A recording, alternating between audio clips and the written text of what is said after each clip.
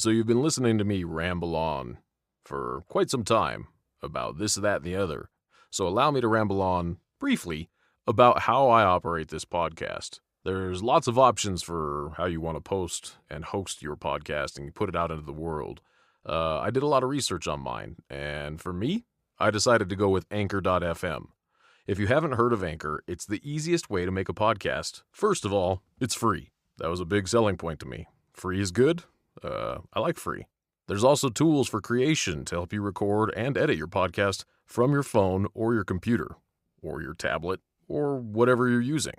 I find that to be effective. So we got free, we got recording and editing, both big deals because they are. Anchor will also distribute your podcast for you. So it can be heard on Spotify, it could be heard on Apple Podcasts, it could be heard on Google Podcasts, and many, many more. That is a huge time saver because I don't have to go to each of those things to upload. So I like that distribution right then and there. And again, it's free. You can make money from your podcast if you're into that kind of thing with no minimum listenership. That could be cool. I think you should try it. It's everything you need to make a podcast all in one place. So if you've been on the fence about making a podcast and the only thing holding you back is how you want to host it or create it or whatever, download the free Anchor app or go to anchor.fm to get started. It's worth it. Hey, Power Gang, I regret to inform you that the podcast, The Power in You, as well as the episode, has been taken over officially by James Cummings and the Death Metal Disco podcast. So yeah, we have him on now, and him and I are just discussing life, experiences, movies, music, entertainment, and kind of how we look at things from a social level and all around, just having a good time with a sprinkle of shenanigans and strange humor along with some interesting, intelligent takes. So this podcast, of course, is much longer than usual because it was a Sunday, a fun day, of course. So we were just casually relaxing in the power cave at the power table, just breaking bread and having a good time. So this will take around 2.5 hours. So be sure to enjoy it. As a result of the outbreak, your city or entire region may be endangered by a lethal agent. If conditions at your location make this a possibility, you need to consider staying in place until the threat has subsided or blown over. The following steps will ensure that your home will serve as a biological or chemical safe haven. Select an inner room on an upstairs floor with the least number of windows and doors. Choose a large room with access to a bathroom and a telephone. Avoid using rooms with window air conditioners, as these are more difficult to seal. Again, remain calm and wait for further instructions from authorities. 2, 1, 0. Hey, what's going on, guys? So I am here with James Cummings, the angelic Darth Vader metal thrasher voiceover extraordinaire. He's from the Death Metal Disco podcast, so he's in the powerhouse today. What's going on, my brother? I'm glad to be here, man. Thanks for having me. Yeah, it took us, it took me 9 years to get the technical software and hardware side of this crap done. So 9 years is pretty average. That's standard. it's longer than 9 lives, cat lives or whatever it is. Yeah, and didn't die at all once, so that's good. Yeah, I didn't die, so this time. So yeah, since James is here, he decided to do a coup d'état. That's the right French word of takeover. So we are now known as the Metal in You podcast, and that might be a violent interruption of sorts, but it'll definitely be fun. It'll definitely be fun. You'll thank us at the end of that. At the end of this, so. Yeah, unfortunately, you're missing one voice, and that's Sunny Bunny, the Pink Ninja. So she's under the weather. She just got a little cold, so she'll be on here next time. And it's like I said, it's like Superman and Lois Lane. It's like we can't get them both in the same room at the same time. So I'm wondering if there's like body snatcher thing going on there. That would be awfully weird, but I don't know, maybe. I'm secretly a small Asian lady. It's been my dream for years. So originally this was going to be like power meets rock meets metal meets ninjas. So that would sound either like a bad Little Pony X, episode, or maybe a Care Bears Gone Wild, or Jim and the Holograms, or maybe even like, let's see, Mortal Kombat. That's kind of what it sounds like if you had all the amalgamation of that together. Baby metal. Have you heard of baby metal? There's a such thing as baby metal. It's Japanese, and it's kind of like death metal, power metal, but with Japanese girls singing, and it's a trip. Like, musically, it's crazy good. Vocally, it's interesting. You should Google baby metal. It's a band. So it's that's a band. That's like Ghost in the Shell anime meets like. It really is. Yeah, it's I wouldn't say I'm a fan. I'm impressed by it, but it's these cute Japanese girls singing for these very talented metal musicians. The music is very technical, very metal, and these girls are they're singing Japanese. It's I can't describe it. You gotta. So what would you consider that, a subgenre, or what would you consider that? I mean, the name of the band is baby metal. Okay. But yeah, I'm sure there's other bands that do it. I haven't bothered to go down that YouTube rabbit hole because I'm scared. But yeah, it's entertaining, and they live. All I've ever seen is their live stuff, and they have videos, music videos. Seriously? So I've seen a couple of those. Yeah, and it's actually pretty good. Like, is it anime or is it no? It's real live? Real live concerts. What? And yeah, and it's the guys playing guitars and stuff are headbanging their asses off, and the girls are headbanging, but they're dressed in like Sailor Moon, anime stuff. Yeah, and Sailor Moon. It's Jim and the Holograms. It's interesting. So they even. There's probably a little bit of that. I have not listened enough to find out, but it's a weird mix. It's a weird mix. Yeah. So today, since we don't have Sunny Bunny the Pink Ninja Man, what I enjoyed about James's podcast, which is the Death Metal Disco podcast, is that he has intelligent randomness going on. So we're going to be super random today. We're going to hit you with likes and ums and a lot of clearing of our throats because we're guys and we have deep baritone voices that tend to expire in the middle of our sentences. So if you don't like it, get over it. It's just what us guys like to do. So we're going to sit back. We're going to kick back. We're going to talk about music. We're going to talk about entertainment. We're going to peer into the keyhole of James's life and see what he's got going on between himself and Loki, and that's his cat, which his cat is pretty freaking awesome. And he actually used to be my wife's work husband. You got to understand, this guy's like 6'3", 6'4". He looks like a bouncer that you definitely don't want to cross, even on a good day. But he's super cool. So welcome to the power table, man. What's going on, man? I'm here at the power table. I'm just chilling. I'm glad to be here. Like, I really am. Normally on Sundays we have band practice, but we moved it to yesterday and ended up having to cancel yesterday because I got family stuff today after this. But so just Sunday. All right, Sunday fun day, as it is. Yeah, as they always say, as they coin them, like hard to have a Sunday fun day during whatever this.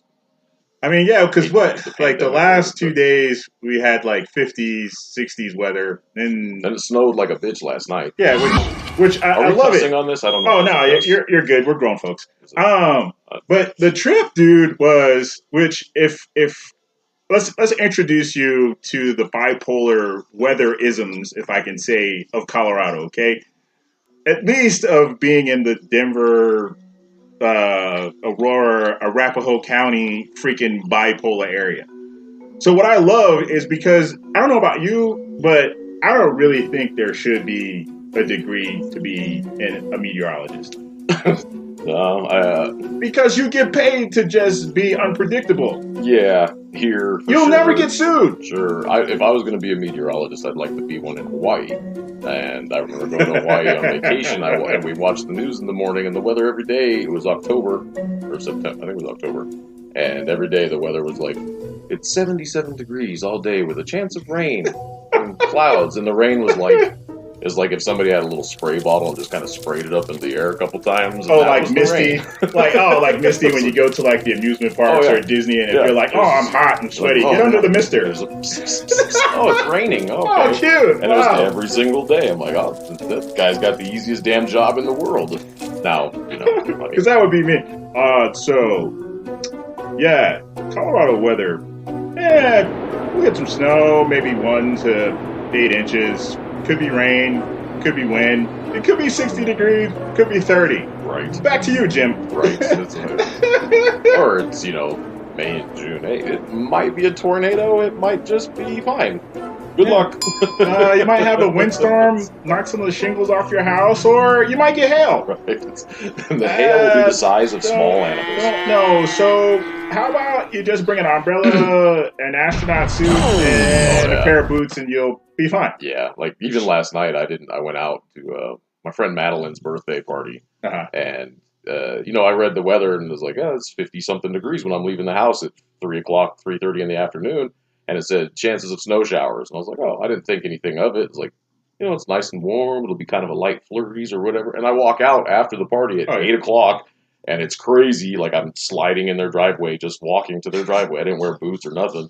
I'm like, well, this is awful. But it was super, super wet and heavy, which is springtime snow weather. And I'm like, this is awful. And it stopped at midnight. Like I looked outside my window last night at midnight, and it's done. I could see stars. I'm like, what the hell? Yeah, it's bipolar because I think my wife and I, we went out with a couple of our best friends. So we had a couple date because it was my wife's date of birth, because actually hers is February 20th and I'm February 19th. So if you're a married guy, that's the reason why I picked her, because I'll never forget their date of birth, because it's like right behind mine.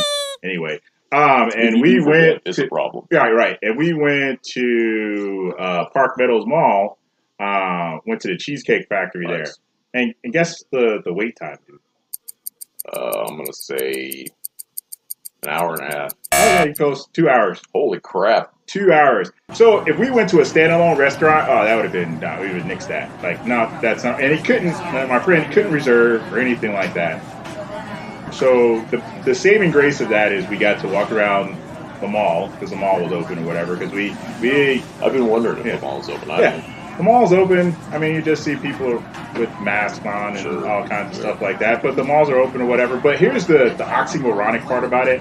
And you have to understand, our best friends, they're husband and wife. So one's an Arapahoe County sheriff and the other one's a Commerce City police officer. So, I look at Lisa and she looks at me and I said, not from nothing. Maybe this was just kind of me being, devil's advocate and slightly having some common sense and just being an ass about it. But because we were walking by the Amazon store and the guy was there, he said, hey, we're packed. We can't let so many people in. We're up to capacity, so just come back later. So I turned to Lisa, I'm like, not from nothing, but we're in a mall and there are people in the mall, the hallways. Don't try to use logic for any of this. The mall. And there's a crowd of people in front of your store to go in. I'll wait. I'm just saying. Don't get me wrong. I'm not against wearing, protecting yourself or wearing a mask or anything like that. But at this point, I'm like, who the hell cares? The capacity of the mall as to the capacity of your store. Now to connect that, there's nobody at the door to the mall saying, "What the hell? Yeah, hey, we're at capacity right now. You have to wait." I would like to be the guy that does that, though. Oh man, just to see the faces, just to be facetious. Sorry, no food court, motherfucker. Hey, your baby is it's over. It's over capacity. You can't bring your small Mom, baby. You can come in. Yeah, that kid's got to stay right. It's got to stay right there in the cold while it snows in the stroller. You're like, seriously? What the hell? Man. Like it doesn't make sense. And then so to connect our back to the restaurant, because I asked our friend Mike, I said, hey, couldn't we reserve? He's like, no, they wouldn't let us do any reservations. So wait, so help me understand the logic. So we get there and you tell us it's a 2 hour wait. And then we're looking in the restaurant. The restaurant's like less than, like, it looked like Thanos like decimated that place. Like, oh snap! You didn't know? Half. Like like the snap, like that actually There's a large happened. assumption everybody knows who Thanos is. Yeah, well, I hope you do. If not, just Google MCU and If you don't know who Richie is. You're kind of. We're gonna go all over the place on this podcast, so it's for our Uber nerds or whatever the case may be. We're gonna have a good time. But yeah, and we're walking past the restaurant, and we're like, this doesn't justify 2 hours of waiting for what? So you can't reserve. Then my thing is, I'm like, okay, maybe it's a capitalistic like profitability like issue, like they want to get bodies in the restaurant. Maybe, yeah. But I'm like, well, damn, then why the hell are you making us wait? That's super weird. 2 hours. Like when I was in Vegas in December for work, you couldn't go into the restaurants without a reservation. Like you technically had to have one, but you could get one by walking up. And they're like, do you have a reservation? You say, no, I don't. They're like, what's your name? You say, I'm James. I said, congratulations, you have a reservation. Come on, man. If they could. It's 15 minutes or whatever. But did they take your number and say we'll call you or whatever? If there was a wait, but gotcha. I mean, we went to lunch downtown because we were working just 5 minutes from downtown Fremont Street and some of the stuff that was down there. So we'd go there for lunch and walk up, and there'd be 0 people. And do you have a reservation? There's one guy sitting at the bar. We're like, oh no, we don't. And they're like, okay, what's your name? He's like, oh, it's James. They're like, and how many? And 2, and she writes it down, and they literally write it down on the wall. And they're like, okay, come on in. Yeah, that was the craziest thing, which is it's kind of cool, but I think it's this whole thing with protecting themselves and the community and everything. I get it to a point, but I think it's just kind of like they're just stumbling over their feet. They're like, okay, so the worst thing we can do is just overkill it so that way we can stay open or whatever. That's the whole thing. Everybody's just trying to stay open, and I get it. I don't fault anybody, but it's funny to me, like we talk about the capacity limits, right? And grocery stores don't have the capacity limits anymore. Nobody's monitoring. There's no waiting lines outside the stores. No. The mall clearly doesn't have a capacity limit. Nobody monitoring that, but the stores inside still do, and that's. And I think that falls on the store individually as a company, because you'll have that asshole that'll say, well, they weren't adhering to the COVID guidelines. They didn't have, signage up, or they let 6 and it was supposed to be capacity of 5. Yeah. I'm going to sue them. I mean, because you remember years ago, which is unrelated, but just how petty people are. You remember the one lady that she got burned with the coffee from McDonald's or whatever, and that's how the labels on every coffee. Granted, I mean, I read up a little bit further on that, and that landed in her lady bits and scalded her lady bits. So I mean, it was exceedingly hot, but I mean, it's still hot coffee. Like, yeah, but have you never had hot coffee before? In that case, I mean, us being gentlemen, and you get things on your man. I would probably. I don't know that I would sue. I would. You would say every freaking profanity that was ever known to man. I would certainly ask for a little help with the medical bill, maybe. A little help. Just say, hey, just FYI, your coffee burned my member off. Right. But, yeah, I read that shit literally scalded her bits, and you can come back as Bobbit, man. He had like a freaking baby arm replacement. Funny story. One of the ladies I work with now, the company I work with, we do public safety technology software, and we all used to be former dispatchers. And one of the women I work with, she started right after I did, a little over 4 years ago now. She's in Virginia, and she was actually the call taker who took the call about the Lorraine Bobbitt situation. And small world. It was.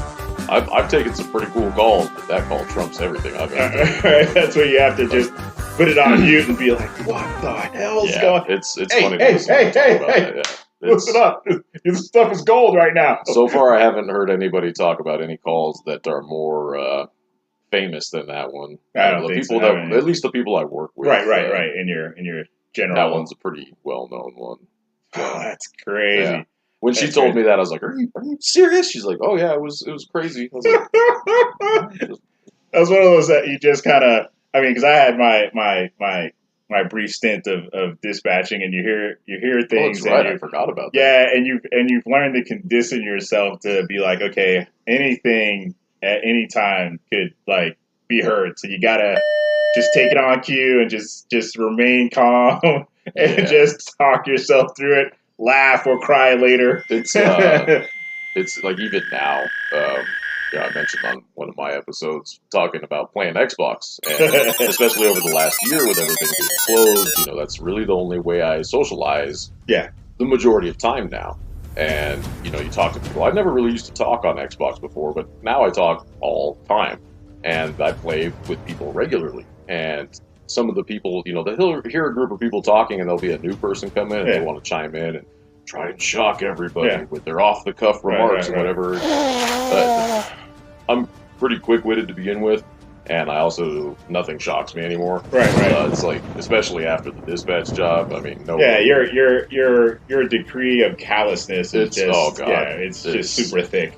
Everything just rolls off. Yeah, it's like bank ball thick. You're just like, yeah, whatever, dude. I mean, I didn't know, dude. I didn't know you're an Xbox gamer, bro. We've played. We used to play Halo every now and then back in the day. Oh, back in the day. That's right. Yo, that's way. Yeah. Ooh, dude. This is 21. That was early, maybe 10 or 12. It was somewhere around there, yeah. Yeah, because I got here in 08. Yeah, I got here in 08. I was living because you were still working. Yeah, you were still working with my wife, right? Oh yeah. I've only been gone from there since I left at the end of 2016. So. That's right. So because we used to play. But now, dude, I'm big on Rainbow Six. And Titanfall 2 is kind of old, but I haven't played Rainbow Six in a long time. That's my jam, man. I got Rainbow Six and I got Ghost. I haven't broken out. The only thing I don't know if those are strategic games that you play as far as RPG is concerned. The only thing I don't like is just the grind of getting like your character situated. Build up, yeah. That's where it's just like, dude. But now I'm like at like Prestige 70 with like Rainbow Six. Nice. And then I kind of lose like muscle memory in regards to playing other games. Everything else. So I went back to play like TF2 and I was just like, this is bullcrap. It's going too fast. Because it's just parkour. Yeah. Like it's super dope game. It's parkour, but the company is getting screwed by Microsoft because Microsoft is pushing their own means they want them to finish up Star Wars and all this kind of stuff. So that's why they dropped this kind of bastardized middle finger game that was free and downloadable called Apex Legends. Oh yeah, I got a lot of friends. Yeah. I don't know. I don't like it because of the grab all you kind of drop in like TF2 and everything. It has the same premise. But I just don't like where you have to kind of scrounge, grab weapons. Yeah, I'm not a big fan of that. Never played either of those. I have dabbled in Fortnite just because it was free. Yeah, just to see what it was about. Apparently I suck a lot at Fortnite. But I've been doing it on the PC. So it's different. Because I built a PC back in June, just because I was supposed to go to Japan last year, and that didn't happen. And I was like, you know what? I was up, we had a go live. And when we do a system go live, it's usually at like 2 o'clock in the morning because that's when it's slow for dispatch centers. Right. And so I was awake and nothing was happening. So I was like, this is stupid. So I started going down the YouTube rabbit hole, and the thing that caught me was a headline for a video, and it was a $10,000 PC build. I was like, what the hell is in a $10,000 PC? And so I started watching this, and the guy's building this $10,000 computer. It was like a series of 5 videos, and I was like, that's insane. So then I started watching more of his videos. There's a dude whose channel is Paul's Hardware. So if you're into building PCs or really anything techie, Paul's Hardware, he builds crazy shit. And he's super technical, but he's also funny. He's like funny nerd. But he used to work for Newegg, and so he builds these PCs. He'll put together like low cost builds, not really low cost, but like low range price range, mid, and then high. Super high performance PCs and whatever. And so this $10,000 PC was actually 2 computers in one. One was the actual computer, and another was it's called a NAS, which is a network area storage or something like that. It's a storage computer, but it's 2 computers in one giant case, right? So what the hell was it made out of? Like plutonium, vibranium, and platinum or something? It might as well have been. It looked Ultron. really cool. It probably weighed a couple 100 pounds. Good night. But it was, I went down that hole, so then I started watching all these other videos of PC building. I'm like, I don't hardly ever play video games. Right. I play Xbox, and I'll play Call of Duty, Modern Warfare Remastered. And that's mostly what I play. Occasionally I'll dabble in something else, but it's pretty rare. And I was like, I'm going to build a PC. And I built the PC, but now I don't have a video card yet. You can't fucking find one to save your life anywhere right now. Why? Well, because the pandemic, everybody's at home, so everybody started to build PCs. Yeah. Well, it's the what the hell is the Bitcoin and stuff? It's okay. The mining for all of those is graphics card. I keep hitting the table. Oh, you're good. It's graphics card. They use graphics card to mine for Bitcoin and Ethereum and all these other digital coins and all this stuff. They use these graphic cards, so they're buying them all up. And I'm like, I can't find a good one that I want at all for less than triple the price. And I'm not going to pay that much. I don't need one. I went with an Intel chip build, so you don't necessarily need a graphics card with an Intel, but I can't play the good games without a graphics card. Right, gotcha. So eventually I'd like to get one so I can play Flight Simulator. You don't really play Flight Simulator, but you use it, and I want to. Even though I fly for work all the time, but, it'd be cool to do. I just like that. I've always liked Flight Simulator stuff, so. But yeah, I went down that PC rabbit hole, and occasionally I'll play. So one of my ex-girlfriends, she started a stream on Twitch a couple years ago, and she plays Fortnite almost exclusively, like religiously.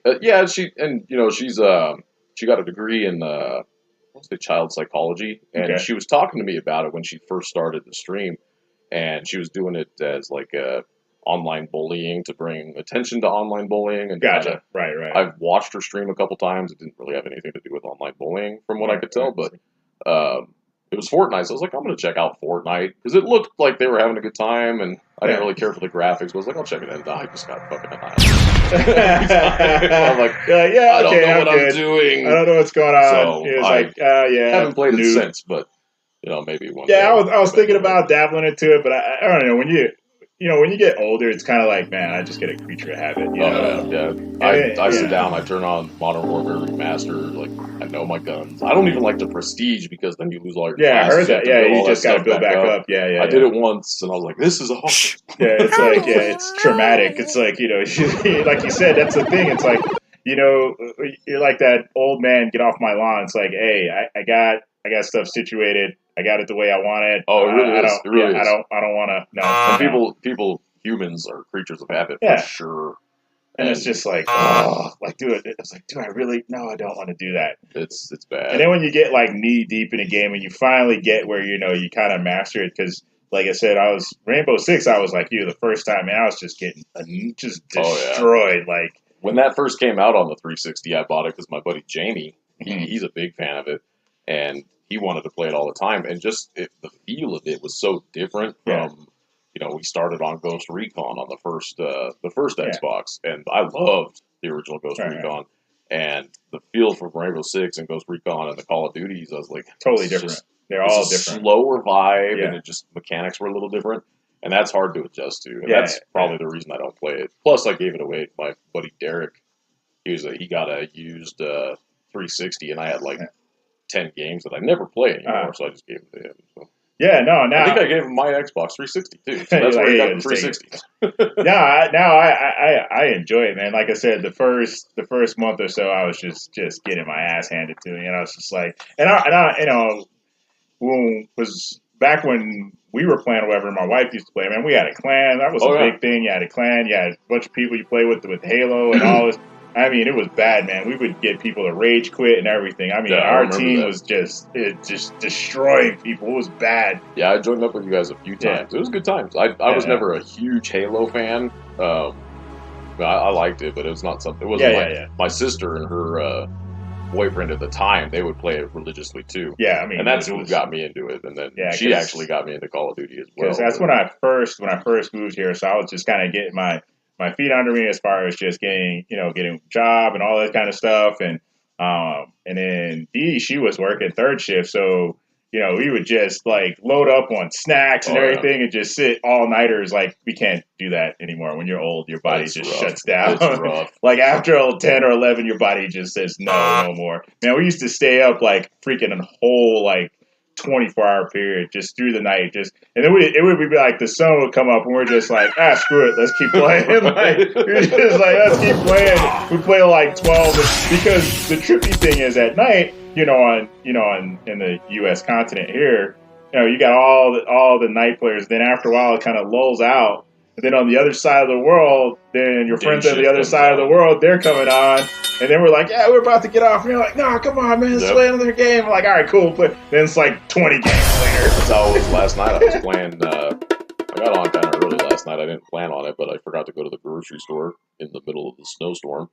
And was playing, and it was like 1:30 in the morning, and I was like, I got a friend who lives in outside of Ottawa, Canada. Okay. And she's the furthest east that we were playing with. And then one of the other guys who's on my friends list, he lives in Scotland, and he signs on, so he's playing, and he's really good. He's cool. He talks, which is good. And, I'm like, I got a couple more. And he's like, come on, you want to. And I was like, I'm looking at my watch. It's like, it's 1:30. So I ended up staying just up till 2, but like the night before, I was up almost until 4. I'm like, God damn, I can't do that.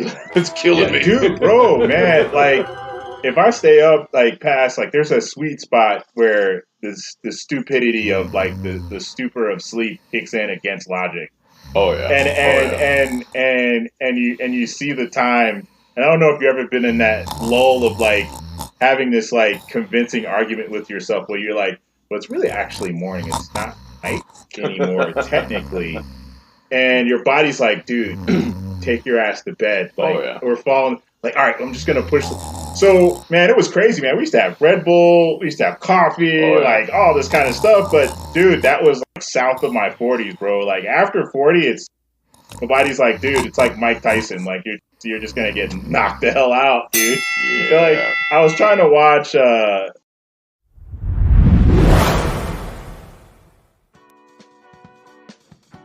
Hey, Power Gang, we hope that you're enjoying our podcast so far. Now, listen up. We want you to be involved with our future episodes, so send us ideas, suggestions, or topics you'd like us to talk about. Nothing is off limits. We enjoy discussing anything that lands on our power table. Now, we will respect your privacy, so contact us at tpoweringyou@gmail.com or message us on Instagram @thepowerinyoupodcast and let us know if you want a shout out. So go ahead and take advantage of this opportunity. After all, we're sharing the power with you.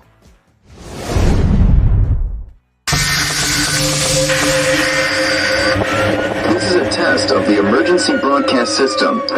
This is only a test.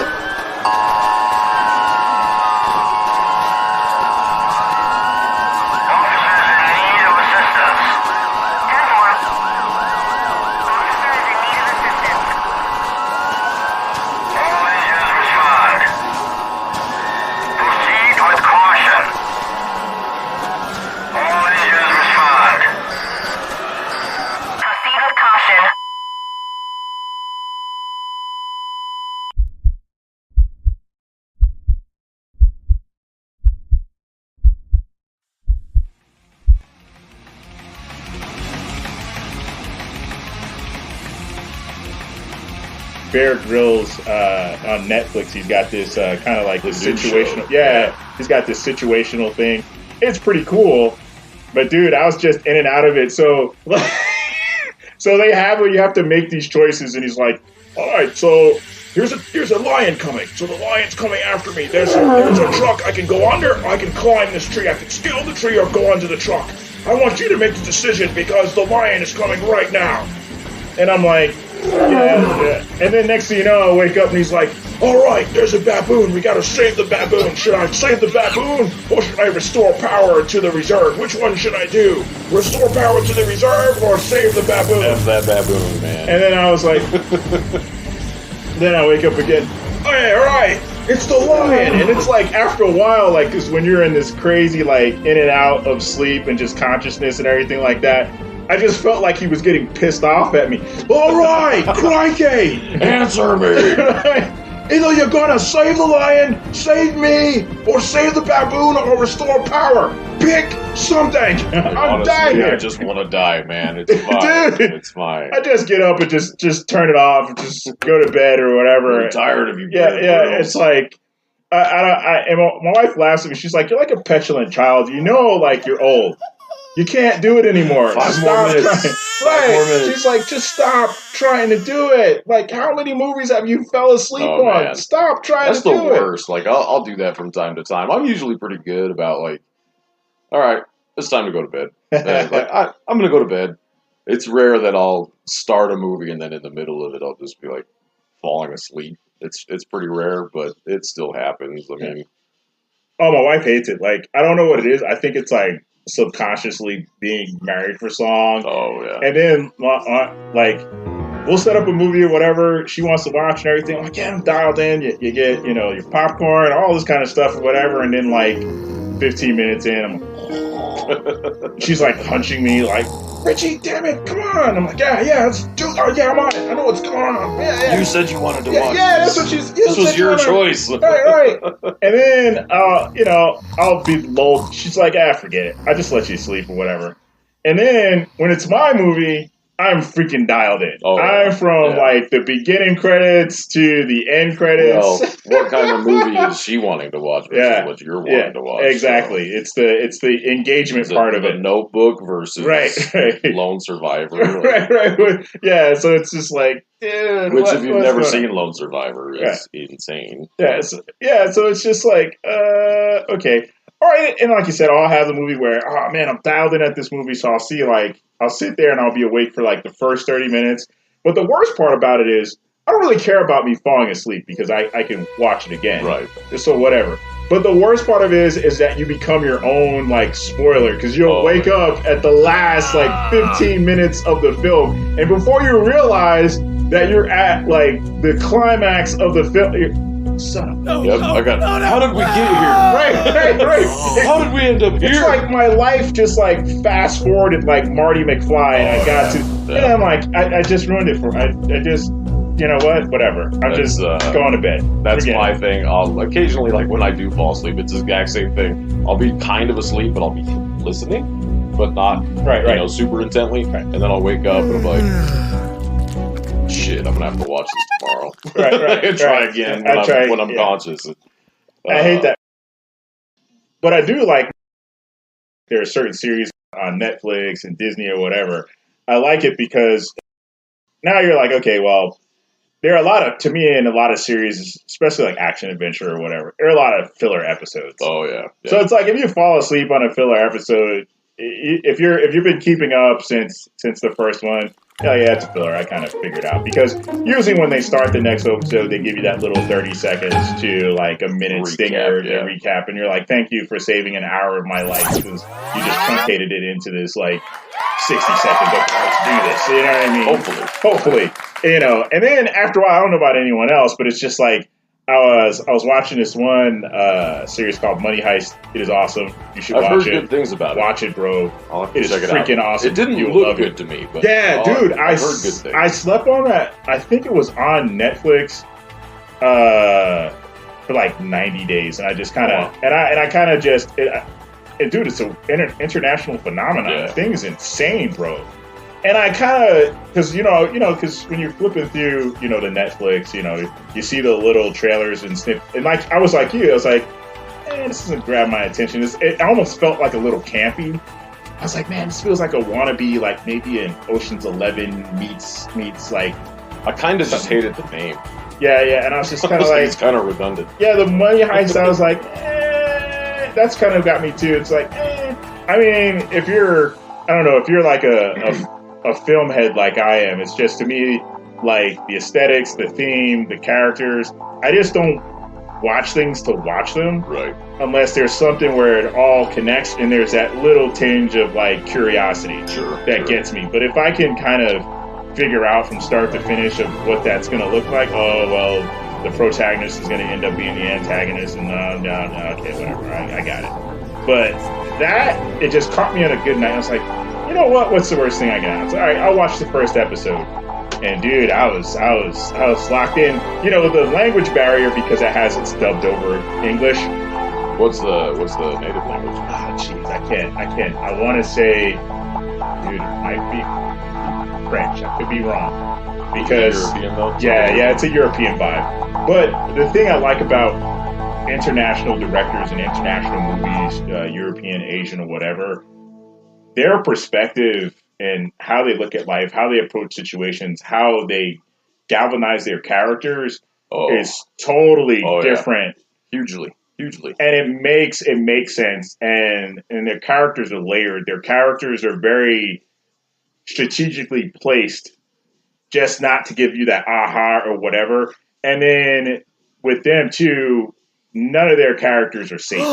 Yep. True, very true. None of their characters are safe. You know, you're not going to get the typical hero or heroine, and they're going to go to the end or whatever. And their characters get their ass kicked. Their characters suffer. Their characters get victimized. Yep. Their characters change sides. They change perspectives. It's just it takes you on this like just dope roller coaster ride of a film or a series, and that's what like Money Heist encapsulates. Just when you think you know what's happening, you don't. It's just like, I will have to add that to my list then. Dude, and you ever, if you're like me, I know when a movie gets me, because mostly I watch like movies by myself, because I don't know, I can just really absorb them because I'm very eccentric. I've looked for, there are little things that just stand out for me or just annoy the crap out of me. Sure. And I can really absorb the series or the film or whatever. But dude, like it's, you know, if you look at it from just kind of like, just taking it apart, and you're like, dude, this is really, and it has a social tone to it. It like kind of just resonates with the time period and what's going on and everything like that. And you're just like, damn, this is really good. And you know when you're really into a movie or a series is when you're like talking and you're saying stuff out loud. Oh, yeah. Awesome. Holy shit. Did that just happen? Like, what the hell just happened? That's how I feel about, I mean, there's shows that have done that to me. Like, House is got to be my favorite TV show, hands down. Uh-huh. And it's because, you know, I'm kind of I've never seen you as a House type, bro. You know, it's a bit, like, I'm a medical nerd. Like, I love medical stuff. Uh-huh. I once upon a time considered going to medical school, but I fucking hate school. I hate homework. And so I'll independently study up on stuff. So like I had medical drama at the beginning of last year and I read up everything I could about it. And, you know, that was for my own personal knowledge and what the hell was going on. But I like that stuff. And so that was kind of cool too. But then just his character and the way they developed all of the characters on the show and just their interaction and his specific character was awesome. But the storylines and then the way so further into the series, so the premise of House is he's a Vicodin addict, right? So he starts hallucinating, and the way they incorporate the hallucinations and the way those impact him and his interactions with everybody else as he's hallucinating, I would be watching like, oh my god, I love this show. I would say that out loud to him. I'd look at my cat and be like, did you see that? And, you know, she's a cat, she doesn't care. But and like Ozark, did you watch Ozark? Dude. Oh my! I waited on Ozark. Dude, I was like, it's just another Netflix show. Netflix shows used to be because of what's his name, Bateman. Yeah. So Bateman kind of threw me because I always felt like he was campy, like he always plays the same kind of character. Campy cop. Ozark's dope. Ozark is dope. If you gotta watch, oh my, like it's like a guilty pleasure. Like the things and the twisted, like just.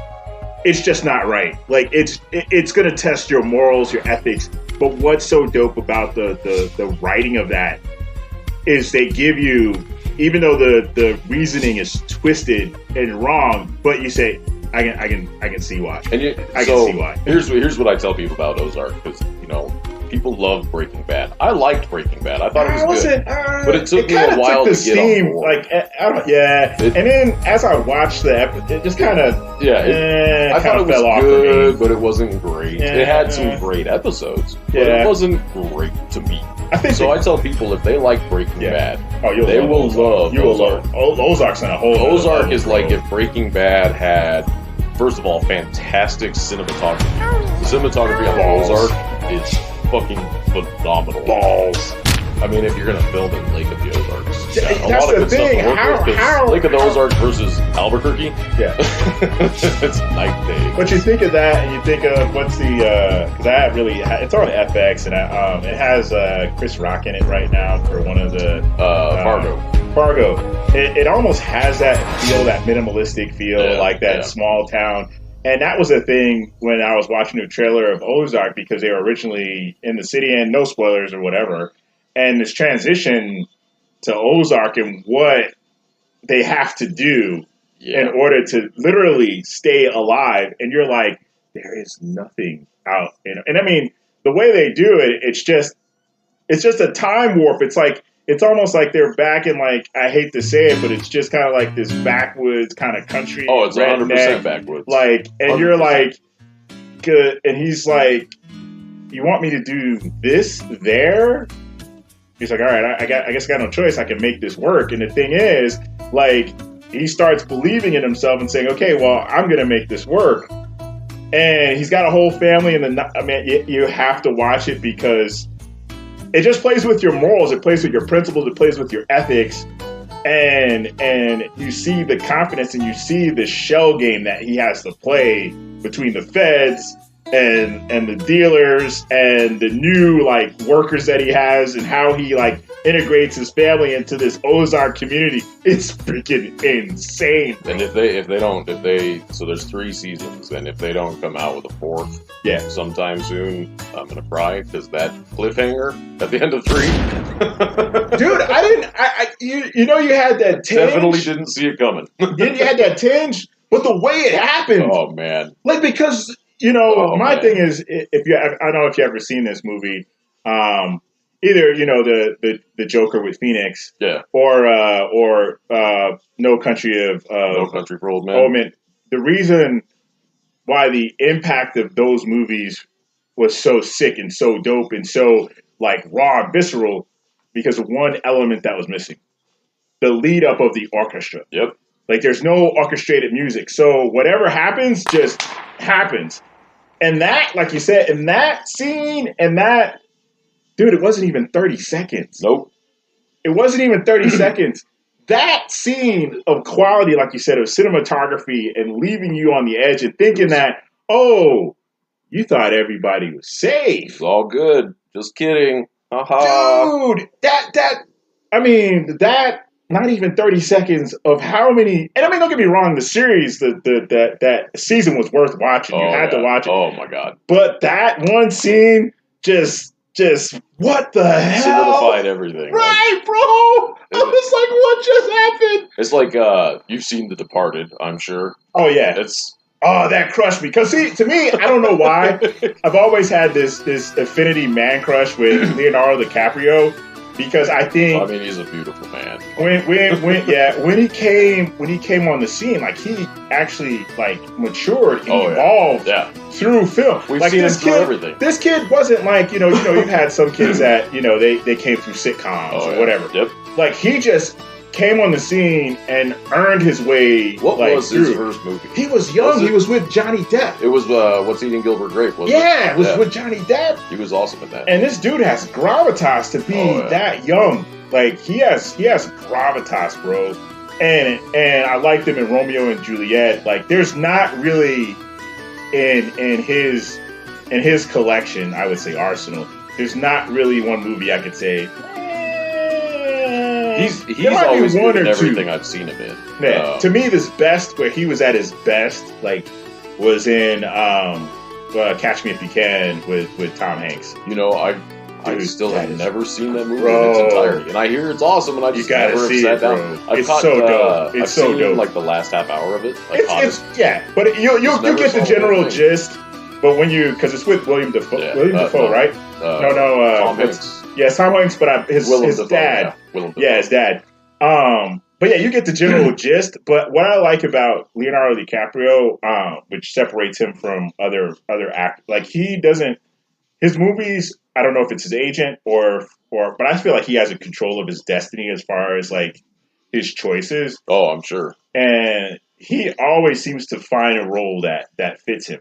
Oh, and what's dope about him is, like, there are certain actors like a Morgan Freeman or Denzel Washington or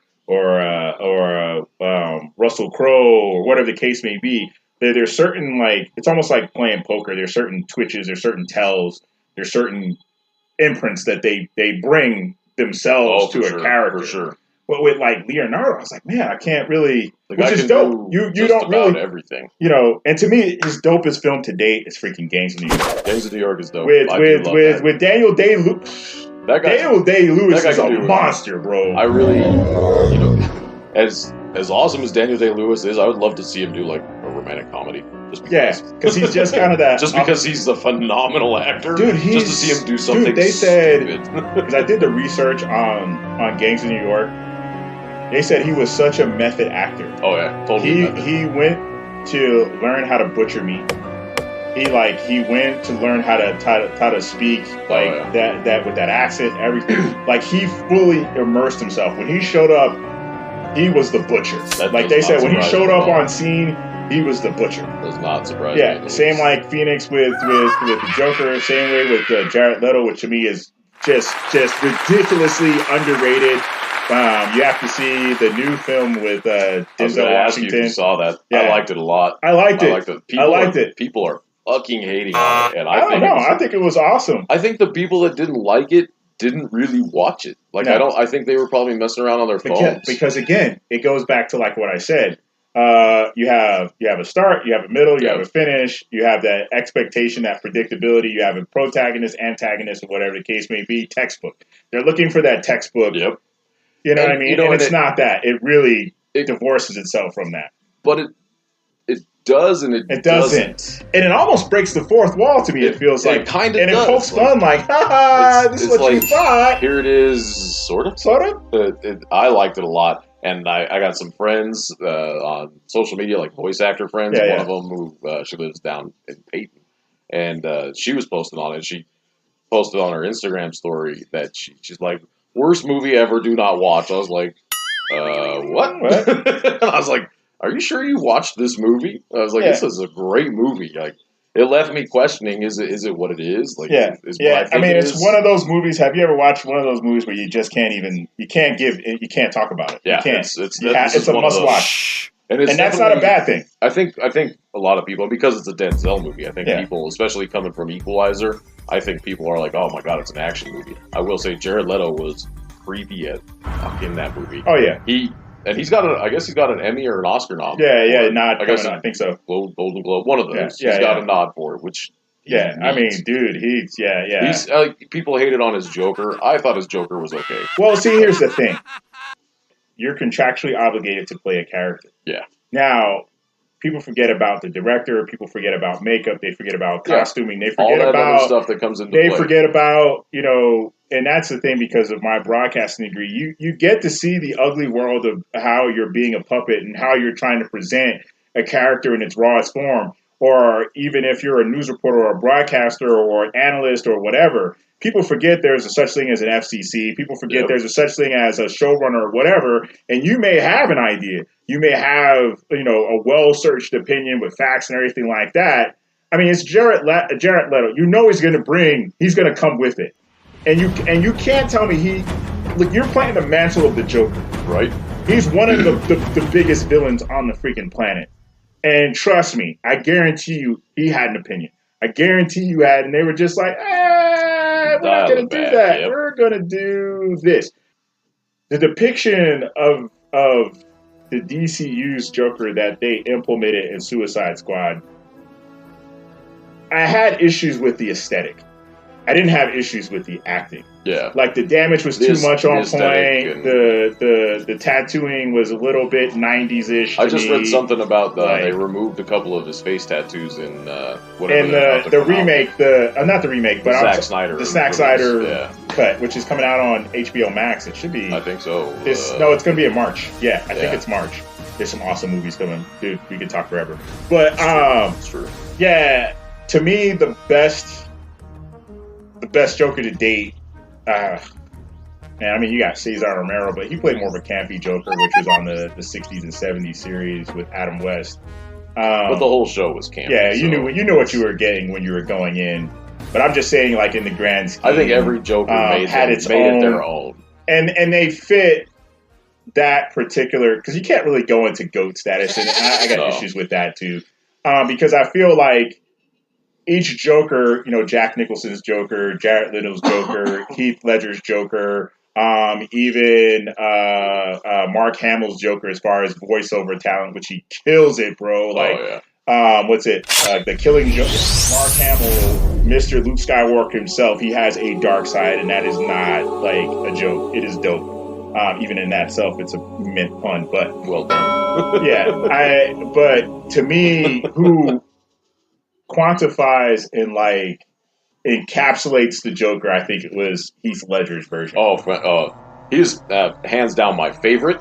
Yeah. And if I had to say a best, I would for sure say his. He was And, you know, Jack Nicholson was awesome, but he was the playful Joker. Right. And that's but the it thing. fit that generation, though. It fit the generation. Yeah, it fit that director, time. It fit everything about the movie, and that's the thing. And like you said, people don't think about the entire production. Right. Dark Knight is a dark movie. Right. Batman, not so much. Batman is slightly campy. But dude, they made a marriage between the series. Oh yeah. And then that director, which is I think the director of Beetlejuice, correct? Yeah. If I'm wrong. What's his name? Tim Burton. Yeah. Yeah. So they kind of brought the campy Burton, with you know what you're gonna get. Yeah. Between Nightmare Before Christmas and all, you knew what you were gonna get. He's got something new coming. You knew what you were gonna get. But Heath Ledger, I think, he took it to another level. Like Christopher Nolan's Dark Knight universe is truly it's more real world. Yeah. Than typical superhero universes. Be unrealistic or anything like that. I think Heath Ledger was the personification of a mentally deranged villain, and I think he was phenomenal. But the dangerous things about what I like about villains, because they really are the driving force of any film when it comes to villains and superheroes. People, we like the heroes and everything because the heroes are predictable. Their moral compass, they're going to do whatever it takes as far as just writing the moral compass. But the villain is really the driver of any or the antagonist, so to speak, is really the driver. It really makes the movie because there are moves that have already been done, like, for example, Watchmen. Oh, yeah. With, I can't pronounce his name, but I like the fact in the Watchmen when they finally got to his quote-unquote hideout, like, we're going to stop you and blah, blah, blah, and you're not going to launch nuclear. It's like, dude, I did that like 15 minutes ago. Right. You're a bit late, guys. You're late. It's already been done. And the Watchmen is awesome. Zack Snyder, I think that was his masterpiece. I think so too. The thing about him as a director, you could tell he really loves his work. He really does his homework, and he really tries to bring the comic book. And I think with Watchmen, he really tried to bring that comic book feel, that world to life. Oh yeah, definitely. And I think with his films, I got to say this: you're either like him or you don't. There's really no in between with him. For him, it's a lot of style. He's very stylistic. If you look style will sometimes trump the substance. Yeah, and he has a lot of people. For me, that's an issue sometimes. Yeah, he hasn't figured that out yet. Yeah. I'm interested to see his cut of the Justice League. Yeah, that's the one. Yeah, you're good. Because if you notice, if you're like me, and I really pay attention most of the time, I like his fighting sequences and choreography. It's very raw, very visceral, very in your face, and I like the fact that he does wide pans. He does like slow motion. He does kind of the bullet time animation, but it's a lot smoother than it used to be in the Matrix, of course, because it's a different time period. Technology is advanced, so whatever the case may be, he still does those nods, and I think him as a director, people just kind of underappreciate that because he is really a student of the game. And when you watch his movies, he takes you on a ride, not just on the cinematic part of it, but he pays attention to the plot. He pays attention to the characters, and he tries to bring that authenticity, especially with The Watchmen. He brought that to screen, and a lot of people just kind of like, what the hell is this? I agree. I'm like, dude, this dude busted his ass. A lot of people didn't even know what The Watchmen was before the movie came out. Including me. I had to get the novel, the book, and I read, and I was like, dude, he pulled a lot from the pages, and he had to leave a lot out, because it has some weirdness going on, which wouldn't really flesh over in film. And it's already 3 hours long. Yeah, and he was already pushing the ticker on that. Even when he had the cut, it was pushing 2.5. 2.5 was it was. But I don't know. I could watch it, and I'm just like, dude, this is so freaking dope. I haven't watched the show. I heard the show was awesome. I heard the show. I watched some of the show. It's not. I don't know. I couldn't get into it. When I watch shows, a lot of times I'm not watching new shows. Just because if I'm watching them, it's usually while I'm working from home. Yeah. And I want something that I've probably seen just so I don't have to background noise. Yeah. Most of the time. Just to break the monotony. I mean, like right now, right now I'm watching The Big Bang Theory. just because I got HBO Plus. And yeah, it's like, yeah, why not? I was like, I got it. I was like, all right. I like watching it when I catch an episode here and there, and I like comedy stuff and throw it on, and it's like I don't have to pay attention to it. It's not going to affect me one way or the other because it's just kind of. And I got a whole list of shit that I need to watch, so it's like might as well start knocking out the easy stuff that I don't need to care about. Right. But, because the thing is, I've noticed in his style, if you watch the 300, where he has a fight scene in the 300. So that fight, all about 300. Yeah, so that fight scene that he has in the 300, comparable to the fight scene where the prison break. Yep, it's the same. Yeah, it is. It's the same thing. It's the same. Yeah, it's the same. It's the same choreography sequence, just with less people. Yeah. But what's just genius about him is he can put so many people in such a confined space, but it feels open. Yeah. Like, it's dope. And you know who's slept on as a director, which what's his face from Transformers? Michael Bay. Yeah, Michael Bay. I don't like him as a director. As far as I'm gonna get to where I'm going. Hold on a second. I'm gonna let you finish. Right, I'm gonna let you finish. I like his action sequences. I think they're a little bit over the top. Yeah, I get that. But if you look at it from a cinema perspective, like when you go to the movies, he wants that to be in your face, like kick your ass. That's his whole thing. Yeah. And so I appreciate that. But he immensely fails on specifics. Oh, yeah. He immensely fails on important parts of a plot. He immensely fails. It's almost like he's a kid with dynamite. Let's just blow the crap up. Yeah. Forget about that. People like us if we just blow crap up. Truckload of explosives. Right. Go Let's do just your blow thing. crap. He's like Wile E. Coyote. He's just blowing crap up. But as far as his sequences are so dope. Yeah. And maybe that's just because of Action Team, his the Bad Boys movies. Yeah, you know what you're going. Yeah, come on. They're fun. Like you go and you turn off your brain. And I loved the first Transformers movie. People tanked on it. I loved it. I thought it was great. It's dope. I don't care that it's not true to the cartoon and the old shit. I really don't. It's not going to hurt me that it didn't follow you can go back and watch it from 1984. Right, you can go back and watch it. It's not going to kill me. It kills me. Like even the newer Transformers movies, they're not bad. They're fun. Like I'm not looking for them. There can't be. I don't get it. I don't expect it. Although I really did like Bumblebee. I thought Bumblebee was great. Yeah, I thought it was pretty decent. I didn't hate it. Would I rewatch it? It kills me how timelines get all screwed up about everything though. That the timeline issue. Yeah, that's what bugs me. The hero movies. Well, that was that. No, man, I was about to go there because pre-MCU with the X-Men films. X-Men for sure. What in the hell is... So, that whole plot, that whole film that you liked or whatever, and you thought it was great, and you thought we were just going to sequentially keep it going as a franchise? Psych.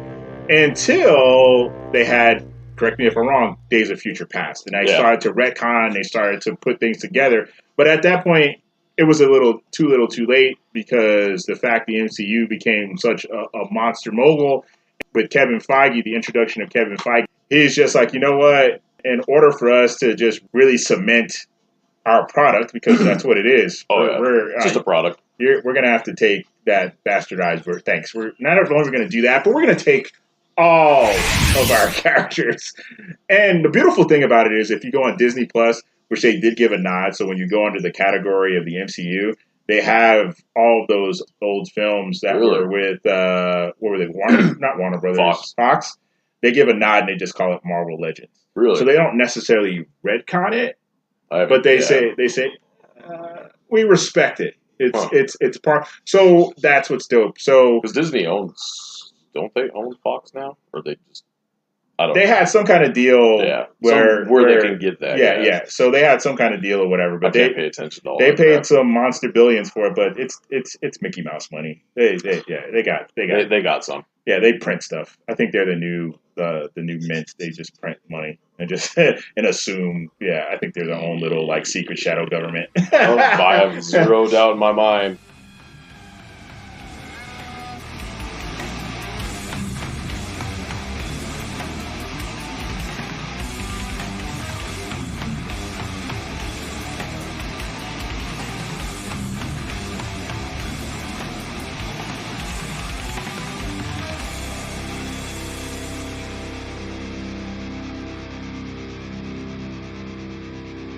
Hey Power Gang, if you're enjoying James's band Imperial Eclipse, be sure to pay attention to the end of this episode, and James will give you all the details on how to purchase merch and as well as how to purchase their music. And now, back to the episode. Oh, it's sad because I don't know if you're a Star Wars head. I don't know if I'd say, like, I'm a Star Wars fan, but I'm not, like, fan is short for fanatic. Yeah. I'm not a fanatic. I follow along, I enjoy, but, like, I've never read any of the Star Wars hardcore books. Immersed. Yeah. I don't know what is canon versus non-canon. Right, gotcha. Like, I have to Google. Like, I watched The Mandalorian finally, and I'm like, I don't know what the fuck's going on. Fill me in. And Google's like, here's what you need to know. And you're like, oh, thanks, man. Okay. I'm brought up to speed. So I know exactly where I stand now. So the character Cara Dune, she got axed because she said some supposedly anti-Semitic. I never saw any of that, Nazis but I didn't go look for it. So. And I was like, because I follow her on Instagram. I'm just like, but you know what? It's Disney, man. Disney likes to. They want you to keep your nose. It's clean, all about the image. Yep, they want that. They'll actually they want that. No, they want you to keep your nose clean because they just don't want like. Mel Gibson will never be in a Disney movie. Oh, hell no. Oh, hell Like, remember in 2007 when you got pulled over drunk? Celebrity Exactly. No. Mickey Mouse disapproves, sir. Right. He's a Jew. Like, no. It is. It's sad because she really I actually liked her. the glue. I did not think I'd like her. Yeah, she brought the glue. There's something about her that's like tomboy sexy about her. I don't know what it is. Yeah. She's got that thickness. Yeah. Like, she's been in a couple other movies, and I didn't really think, like, Dude, as an actor, I didn't think she was all that great. One of her first movies that she had. I want to say she was in one of the Expendables. Expendables too. I think so. Like the third one. Because of course she was in one of the Fast Six. I saw her in that. Oh, that's right. Yeah. She really just played muscle in that. Yeah. She didn't really have much. She didn't really have to do any hardcore acting in that. But Just there was fight choreography. Yeah, that's it. There was what was it? There was one movie she came out with like really early, and I just watched it. And I can't. She was the think of lead name. in it too, right? Yeah, she was the lead in. She's like I don't think I saw it. Assassin. I remember seeing the box cover at like Red Box or something. Yeah, it was Assassin. That was actually good. I mean, she hung with some heavyweights and whatnot, and that was actually good. But so what's your favorite genre as far as entertainment or movies or just kind of depends? I love movies just in general, but I like horror. Again, I'm a horror fan, not fanatic. Right. Like my buddies, my best friends, they will watch every horror movie that is presented to them in any kind of form, whether or not it's bad or whatever. If they can get it for free or a couple of bucks, they'll pay for it. So that's on that fanatic. They're kind of my filter. So yeah. So if you want quality, yeah. And they're like, "Hey, this is pretty good," and I'll watch it. Like, what? They're like you're drinking, man. They're like your Roger Ebert. Yeah, I'm a comedy guy. Like, I love. Nice. I can get down on comedy. So if I find a good horror comedy, that's my jam. Like, if it's a good horror comedy, because there's some crappy, not the spoofy. The spoofy ones can be really good, but like there's like my new favorite Christmas movie actually is called Anna and the Apocalypse. Okay. And I didn't think I'd like it when I first heard about it, and we saw it at the Telluride Film Festival, or Telluride Horror Show actually, a couple years ago. And it's the synopsis is basically it's a High School Musical meets zombie world and Rocky Horror. No, it's a zombie movie where it's a musical zombie movie in high school, and I didn't think I'd like it based on that premise. I was like, this sounds like a fucking shit show. First of all, I'm not a big fan of musicals, but the music was really good. Like, I was entertained as hell by the music. I thought, they put some thought into it, and the humor was great. The violence and gore was fantastic. I was like, it fit the criteria for a good zombie movie, and it was entertaining. It was really, really and it's a Christmas movie, so it's like, all right, this is my new Christmas movie. But like the Zombieland movies, zombies are overplayed. Like zombies have run their course, and they need to stop. But they did the same thing. Vampires went through a whole phase. Zombies have gone through a whole phase. I'm sure werewolves had their whole thing. But it's going to be a resurgence sooner or later. That's normal. I mean, I'm surprised there's not a bigger alien thing, but the thing with aliens is there's probably a lot more CG involvement. Which means more money. Yeah. And I don't know, but like a good comedy, a good action comedy. I love action comedies. Anything comedy, I like to laugh. And right. most people do. If you don't like to laugh, I don't know. I feel sad for you. Yeah. A hug. gotta make light of life. If you don't, you're gonna be in some trouble. I mean, yeah, it's you're gonna be a Debbie Downer all the time. If you're not laughing at yourself, yeah, or the world, just makes me sad for you. Yeah, because you gotta have that ointment, that Band-Aid, just to kind of get you through. I think laughter in itself kind of strengthens you in certain ways. It kind of toughens you up because it's just like, what's the best thing that can happen, the worst thing that can happen? It's like, all right, well, that happened, that sucked, and then I mean, we've had things that happen in life that you thought was the worst period in your life, and then years later, you're like, dude, it wasn't funny at the time. Yep. I mean, now it's freaking hilarious. So, like, back in 2009, I bought a condo, and my mortgage was affordable. I could afford my mortgage, no problem. My stupid ass went through this crazy depression where I ended up going to the strip club all the time. Or I'd go out with my friends and blowing all my money, so I got further and further and further behind on my mortgage, and ended up foreclosing my house. So, to interject the question, is this the demise of the Valentine's Day breakup where she called you? Or no. That okay. was okay. I'm trying to piece together. That was 2000. I'm trying to make a film. He doesn't understand. I'm trying to make a film of his life right here. No, I'm kidding. But autobiography. That was a lot. That was 2002. Okay, gotcha. So this was back in 2011, where 2009, I bought the house. Yeah. And it was there alone. I gave all my furniture to my sister, and I was like, I'll be able to. My credit's going to go up. I had a bed. I had a bed, and I had a couple of kitchen chairs. Yeah, I was like, I'll be able to finance some furniture. And that was not the case. My credit went down after I bought my house. And I was like, all right, I didn't have air conditioning. And I moved in July. And I'd get home at 2:30 in the morning. And it was 89 degrees in my house. I had a fan. And I was like, I'd wake up just covered in sweat. So I just never wanted to be home. So I would go out all the time. Intro stripper life. Yeah, if I wasn't going out with friends, I was like, you know what, I got to get the fuck out of the house. Right. But I don't drink all the time. Right. And if I do it socially, I was I'm going to go look at some naked chicks, hang out, just go watch it. And it was air conditioned. And I was like, I'll hang out, listen to some music, and watch some naked girls dance, and give them some money, and have a good time. Well, then my stupid ass just stopped paying my mortgage. I'd get further and further behind. And I'd pay, and then I'd forget, and then I'd pay, and I'd forget. And the thing with mortgages versus renting is if I don't pay my rent by the 3rd at my apartment, they're coming knocking. They're like, hey, it's aggressive. Come back for us. I'm like, with the mortgage, they're like, hit us up when you can. Until you're 5 months behind, and then you go to I'm going to go make a payment, and you can't make a payment. So I call them. They're like, well, if you can pay us $5,300 right now, we'll catch you right back up. I'm like, if I could pay you $5,300 right now, I would have probably not needed to pay you $5,300. So I ended up losing the house. Wow. I don't remember what started this conversation, but it's just randomness today. What were we talking about right before that? I totally forgot. I spaced out. Ring-a-ding-ding. Oh, laughing. That's what it was. Laughing. So, I tell that story, and at the time it sucked, getting the foreclosure, and, they're like, my sister had moved in with me in 2011, and I was like, hey, just so you know, I'm in the middle of this foreclosure. I have no idea the timeline, but, I'm fucked. Right. And she's like, well, and at the same time, I was getting levied by the IRS for back taxes from 2005. Ouch. And they were taking 95% of my paycheck. So how are you living on 5%? It was no good. She would give me a couple $100 each pay period. It was rough. And she was helping me a lot, so thank God for her. But right. At the time it really, really, really, really, really sucked. And now I'm like, you know what? My fucking stupid ass went through this whole experience because, for one, I didn't have air conditioning. How dumb is that? Adulting 101. I was like, people talk about depression. Yeah, I was hugely depressed.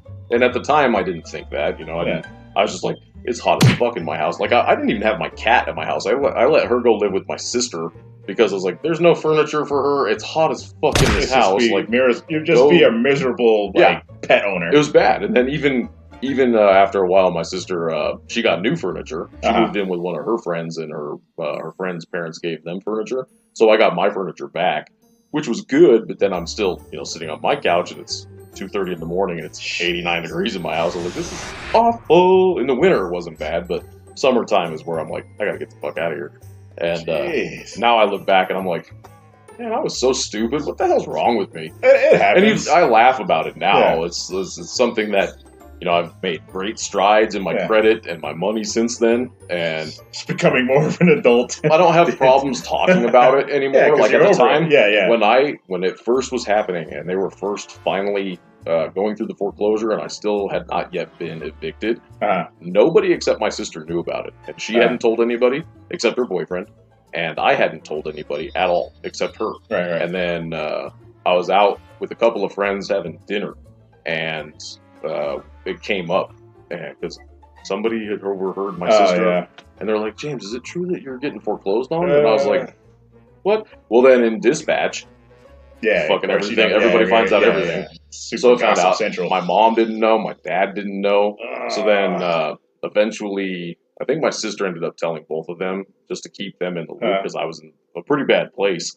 And that's how they found out. And I'm like, jeez. Now I'm like, whatever, it is what it is. Pay your bills. If your power goes out, man, if you're struggling, ask for help. And that's the thing is, like, people hate asking for help. It's a pride thing. Yeah, pride and English. Yeah, pride and ego. Yeah. Oh, yeah. Usually bad. Well, it's one of those things. And it's admitting failure. Yeah, people also like to admit failure. Illusions of confidence. Like, I got this. I'll take care of it.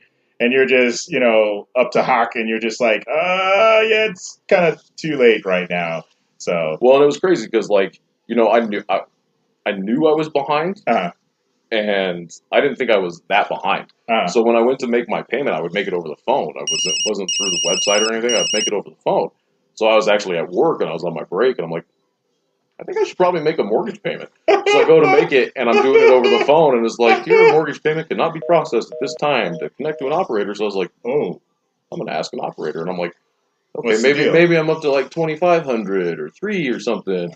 And they're like, well, if you could pay us $5,300, I'm like, just shy of $6,000. And I had it all worked out. I was like, hey, I can, I did creative bill payment stuff over the phone. I'm like, I can afford a full mortgage payment every 2 weeks with the overtime I was working. Every 2 weeks, I could pay a full mortgage payment over the phone. And they're like, okay, well, we'll send you all the stuff. You put in your numbers, you send it back. You're basically reapplying for the mortgage. Pretty much. And Obama had a whole program for that thing. The stupid financial crisis. Yeah. So they send me this stuff. Well, you put in your monthly bills, like your phone and all that crap. Well, you can't say, I am not going to pay it this month and pay it next month. They don't like creative bill paying for that stuff, which is what I did over the phone. So I was like, even though I was like, I could do this every 2 weeks, it's going to be rough. I could do this.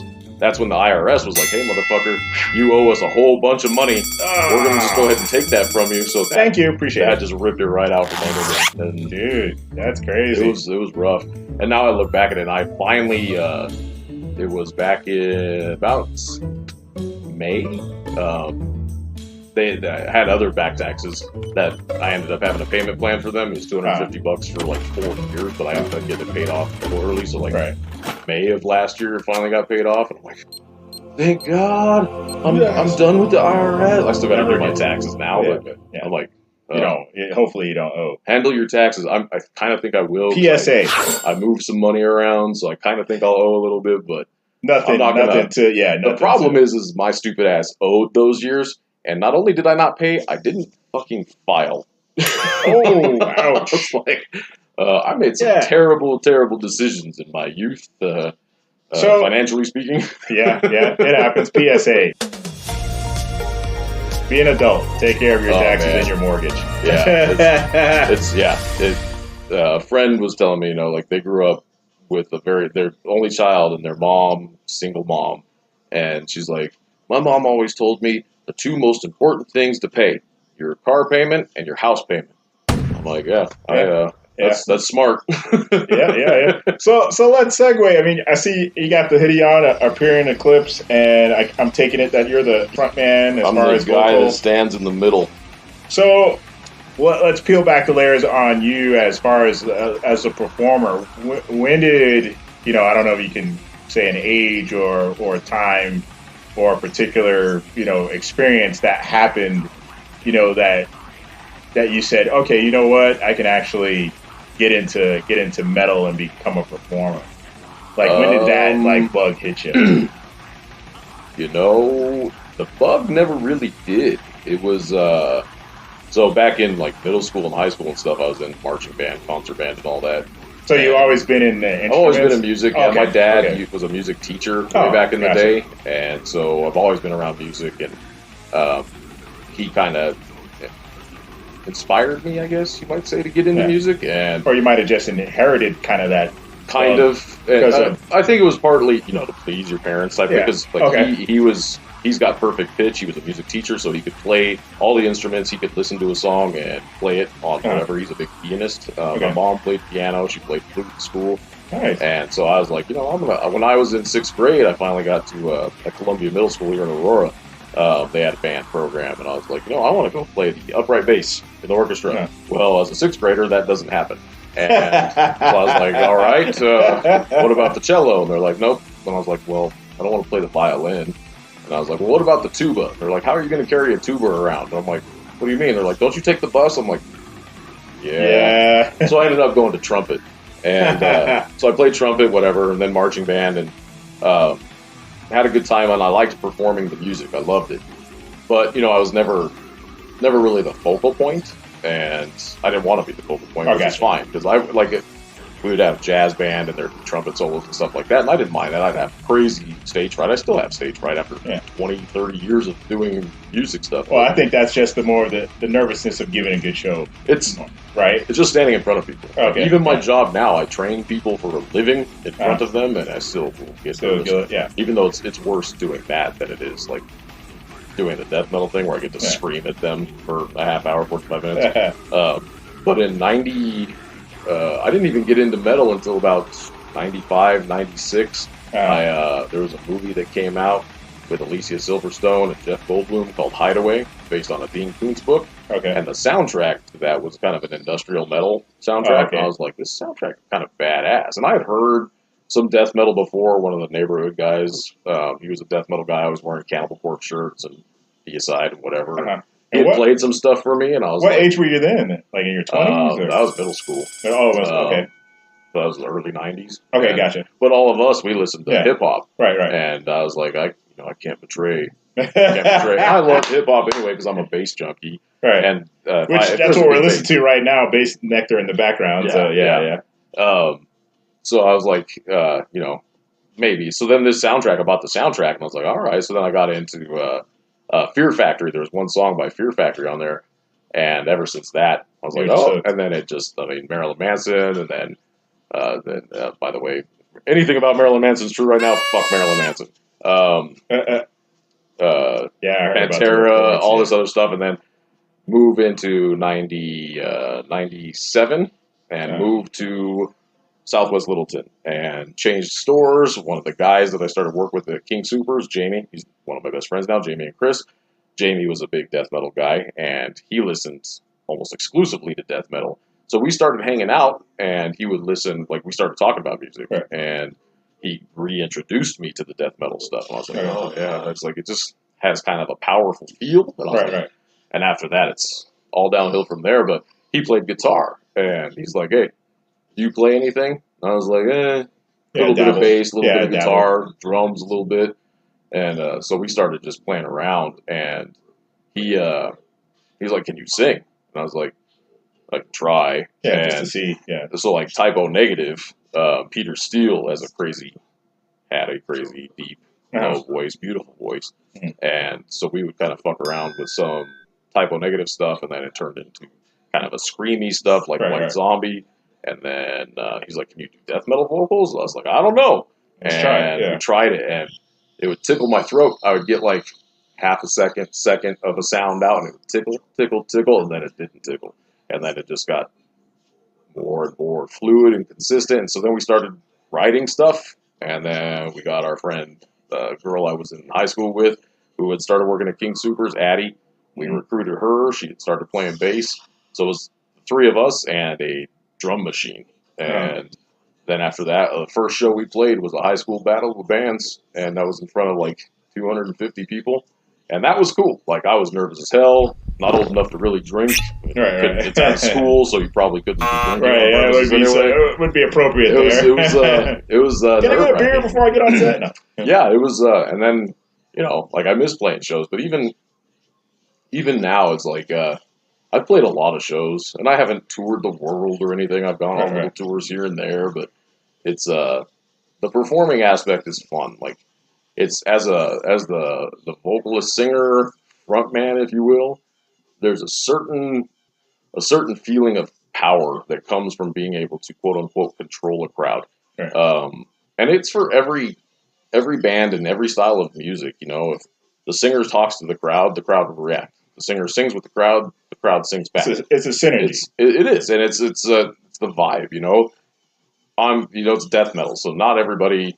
It's an acquired taste. It's an acquired taste, and it's more of a feeling than it is. People don't sing along. No, it's not that kind of music. It's not like It's not. It's there's no choruses that everybody vibe with and sing with and sort of lighters and stuff. But so that's what I say. There's certain genres of music where it's not like you can listen to in your car, you can go to the gym. It's not, and that's not to say easy listening. Yeah, and that's not to say this in a negative way. It's not a player friendly type of music. There's certain genres that you have to be in a mood for. Oh, for sure. And you can't listen to it every day. You can't, it's not one of those casual where it can just plug and play into every facet of your life, especially in rock or, like you said, or metal or death metal or even bass or any genre. I think personally, your head's got to be in that. Like you can't turn it on every day, and it's like having. Well, some people I guess can have dessert every day. If you're a kid, you're like, I'll take cake every day.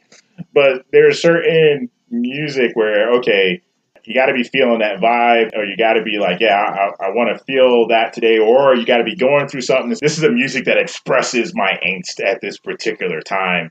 I found when I came into kind of the rock or metal or neo metal, whatever they want to really call it, because these genres, it's just really hard to, certain music, it's really just hard to classify. It may sound that's one of my issues I have with the Grammys, and that's part of the issue why I don't watch the Grammys. I don't really respect that, because they throw anything that sounds like into the wrong category. Yeah, it's very generalized. No, that is, not right. So, I don't watch the Grammys because it has nothing to do with the music itself, and more. It's just show. Sales. It's just show. It's just record sale. Billboard. It's just album Billboard. of the year is record sales. Yeah, it's just Billboard. It's all record sale. It has nothing to do with the artist or anything like that. The only time they maybe even peel back the layers is on the orchestrated side or the jazz side or something where they know it's more heavily immersed, and they're not pushing. They know they're not ticking any sales. They're just doing it to say, okay, we gave you guys an award, which is still kind of like smacking them in the face, but still recognizing them. Oh, we understand. You're not really in the big leagues, but yeah, exactly. Here's a participation medal. That to me is that's bullcrap. Don't do that to me. Like, we've had medal. This category since 1998. Right. So here you go. Like, come on, don't do that. I think this band. I'll be honest. I think this band actually saved my life, and I don't listen to them as much as I should, because they kind of, for a minute there, a couple of albums that just kind of did some weird stuff for me. But I think it was 97, 98. I was kind of in that kind of funk where you were, kind of that depression area, and trying to, the coming of age, trying to figure out your life, and you thought you had all the answers and everything. Just something comes along and just kind of kicks your ass and just kind of changes everything. And for me, I just came out of the Army, like it was like around 95 or so. I got separated from the Army, which was under no control of myself. I got an honorable discharge, but how it went down, which was an entirely other story, that was just garbage. So whatever. And in that time, you have the crazy psycho girlfriends. Like you think you're an adult, you think you got everything under control. You're partying, you're going to clubs, you're kind of working, you're like half sleep when you're working because you're busy, like you're in your 20s, like you're just doing crap. You're just, hey, I'm an adult, I can do this, I'm doing all this, you're just pushing the limits and everything. You're not caring about having a house or whatever. I had like a little 1992 Daihatsu Charade on little tens or whatever. It was a knockoff Civic. It was insane. So I think I was living in Tennessee border. I think it was like Fort Campbell, Kentucky. Yeah, and man, I had this crazy girlfriend. She ended up getting pregnant, had a kid by her, didn't tell me about it. So it was nonsense. It was madness, man. She was bipolar. She was a criminal. Back then, they had checks, and you could write any check that you wanted and give it to a store, and they'd never check it. It was kind of like she was like Catch Me If You Can after it happened, like with Leonardo DiCaprio. And the bad part about that is I was the secondary person on the check, and she wrote all these checks. But, you know, when you're 20, you don't think about that. Oh, I'm out of here, whatever, left the state. And my mom was in North Carolina, so I lived with her for a little while. She called my mom, cursing her out. Just crazy. This chick was just psycho, bro. And then to the point, I was like, okay, I got to figure my crap out. And I can't have my mom involved with this nonsense. So I just said, okay, you know what? I'm just going to go off the grid for a little bit and like try to reestablish myself in Tennessee. And then it was one night there, and I was working for State Industries. They're like, they make boilers and furnaces and all that good stuff. And I was a good job, man. I was a forklift driver, all this good stuff, good money. Like back then I was making like $15, $20 an hour in 97. I mean, so then it was one night I was at home in Tennessee. The cops come by, they freaking knock on the door, and they're like, hey, you're Richard Jones? And I'm like, I could be. Not today. Like, yeah, like, who are you? And then they told me that it's like, hey, is your son such and such and such and such with such and such and such and such? I was like, yeah. And I was going to wait until they were going to ask me some history. I was like, what happened was interesting story, true story. And they were just like, hey, unfortunately, you know, he passed away. And I was just like, I had no idea about any of this story. So, wow, that just floored me, bro. I just was done. I was so like done because I felt bad because I left that situation in Texas because, man, she would argue, she would fight. Oh, just this girl was nuts. And I was just like, dude, I can't. And I had, you know, she had a kid, you know, my kid, and she had two other kids, which were, you know, at that time, like, I'm trying to hold together. Like, her parents loved me because they were like, we know she's crazy, bro. Yeah, we know she's crazy, but try for the kid, you know. And I just hit my wit's end, and I was like, okay, I can't deal with this anymore. This fighting, this argument, like, this is nuts. Like, I can't do this anymore. And then I felt so bad because I was like, man, if I was there, that would have never happened. Right. So I took that, like, and internalized that. And I was in Tennessee. I was nowhere near family or nothing. I was just living with friends of friends of friends that I met in the Army, whatever, that was just a horrible experience altogether. But it toughened me up and made me realize that, hey, man, you're going to have to be accountable for your crap. You're going to have to handle your crap, dude. You're going to have to do something about it. So, man, that was just a depressive state for me. So, you know, mom found out about it. She's like, well, just move back home. I know you don't want to do that. Just move back home. We'll come up with a plan. You got to do something. You're hitting 30s now. Come on. You got to do something. And I was like, all right, I got you. And maybe that was my wake-up call there to say, okay, like, you got to stop acting like an idiot. Like, get your shit together. You know what I mean? So that happened because there was Nashville there, too.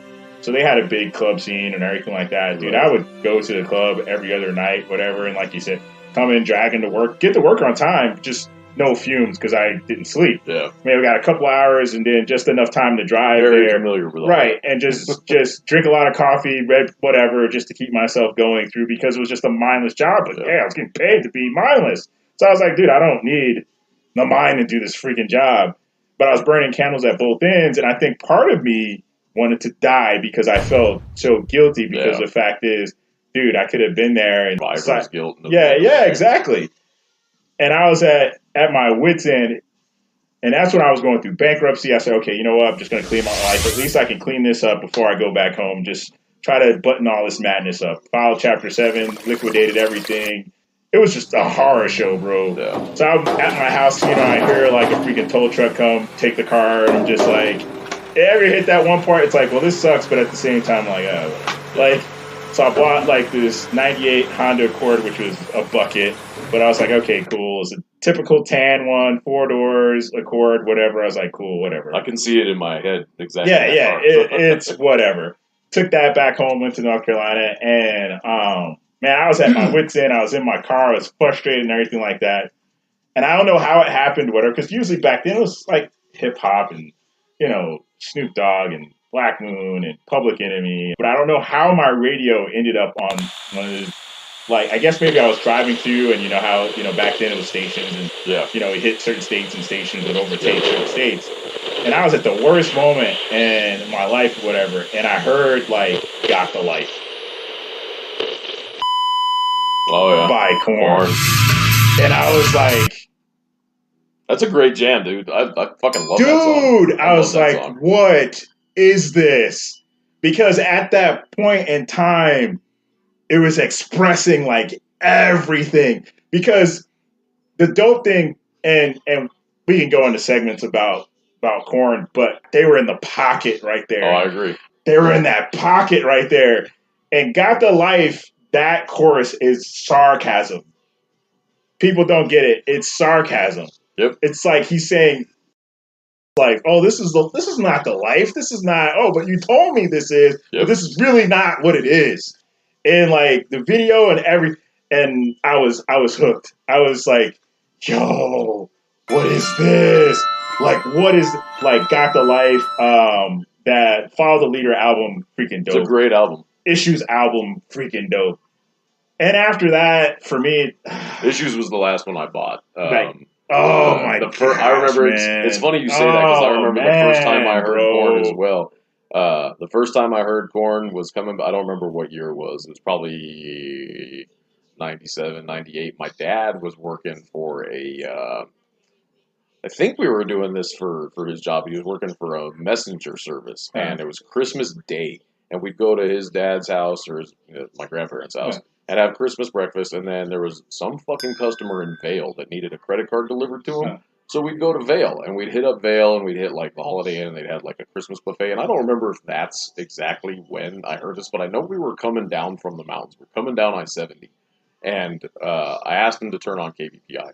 And he was always good to listen. He doesn't listen to the music I listen Willie to. B. But we had KVPI on, and I remember hearing the fucking bagpipes from Chutes and Ladders. And I was listening to it. I'd never heard it before. And I was like... I think Jonathan Davis plays... Well, yeah, he does the bagpipes. Yeah. And I was like, what is this song? Interesting. And then just everything about that song, I was like, I need to know more. And then luckily they said, you know, that was Korn with Chutes and Ladders. I was like, damn it, got to go to the store. Dude, they had such a... Like, and you could talk about this more than I can, but that syncopated, like, they took that bottom bass. Oh, yeah. And the guitar, and just they had, I don't know if they have a signature, but that. Yeah, the slap bass. They were the first mainstream band with D-Tune, 7-string guitars. I mean, they were the definition of new metal. That's what it was, new metal. Yeah. And, I mean, I liked it. My friend Addie, back in the day, I mean, she had, I met her when I moved to Bear Creek High School, and she had several hundred Korn shirts. Like if she had ever met Jonathan Davis, I'm sure he wouldn't walk out of there the same person he was before. I would have to say the second band for me, which is very different from Korn, that really just changed my headspace, was Metallica. Because I was working at Best Buy, so I was big into home theater and everything like that, because I was going to school for broadcasting and everything. So I was big into sound.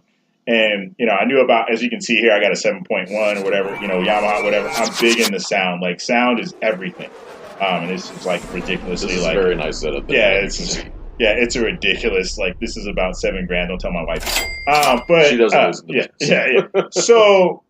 Best Buy, they would have demos. You go in, you take customers, hey, let me show you a demo, whatever. And I would always play, like, Enter the Sandman. Yeah. And just the way, like, it builds, and you get to hear, because it would bounce off every speaker. And you're just like, dude, by the time you're just like, yo, this is freaking insane. Like, it's insane. And, you know, that's one of the bands, like Korn, Metallica, and Linkin Park, I guess, but they kind of did the rap rock thing, whatever. Yeah. But they're trying to go back to Pierce. Unfortunately, their frontman, you know, committed suicide a couple of years ago, and I think they've never recovered, which you can understand that. But for me, those three bands, goodness, and I felt like that because in the military, you're introduced to so many different types of music and whatnot, and you really don't have a choice but to just adapt to that environment. Oh yeah. And I grew up in New York, so I was always into like house and reggae and rap and techno and everything. So I was always immersed in different types of music. Like you said, if you're not open to entertainment as a whole, not everyone's going to have you're going to have your jam. But man, there's some jelly out there that'll get you over the hump, or that'll open up your mind and be like, damn, where was this all of my life? I went through a crazy reggae phase my freshman year in high school. I never bought any specific artists. I would find sampler CDs, or not samplers, but like compilation CDs of reggae stuff, and like I don't know why. I was just obsessed with reggae and jazz, because my band teacher was a huge jazz guy. That makes sense. But the reggae came out of all of a sudden. Dance hall and everything. And like I'm telling you guys, if it's just weird because when you're in your 20s, you're rebellious or whatever.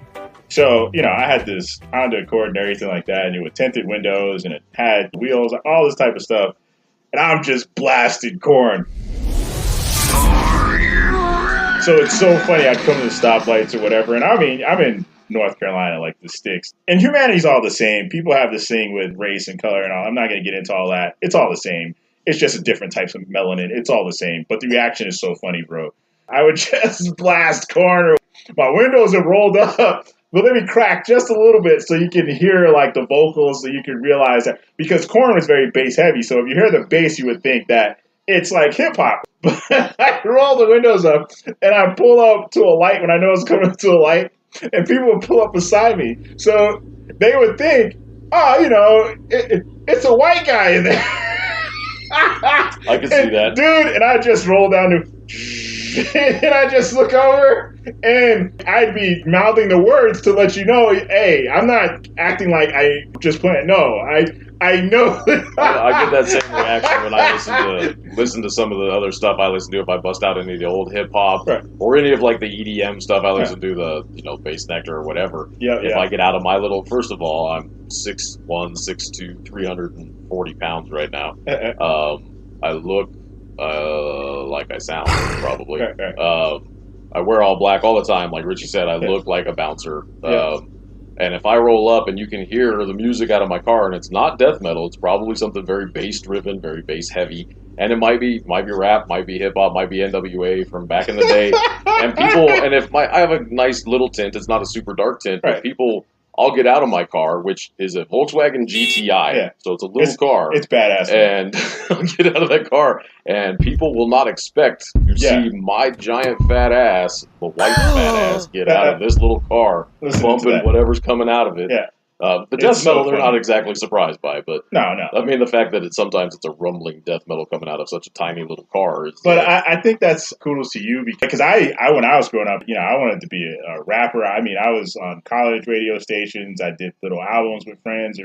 For us, sampling and everything like that, they used to call us like the mini Wu-Tang. So we would just go and look through like vinyl and listen to everything, because any little thing will give you a certain sound, a certain feel. So we never were like, well, that's rock. Who listens to that? No, we were always open-minded. We were always forward-thinking. And I think, I've been that way as a person, because even when I was a kid, I wanted to be a commercial artist. I could draw, Marvel characters and all this kind of stuff. So I've always had an open mind to absorb whatever is new, whatever is cutting edge, to just have my own unique twist on things, and just open and susceptible to different types of things, different types of influences. So you be more well-rounded and more cultured as an individual, instead of just pigeonholed and you kind of limit yourself. And like I said, everybody's got their jam, but you find certain jelly to that peanut butter, and you're like, dude, this is so dope. And I think especially with your genre of music, if you're really trying to push the envelope, or if you're really trying to find something where it's still in the pocket and it still can be identified as our music, as our band, but we have a signature, because every band has a signature.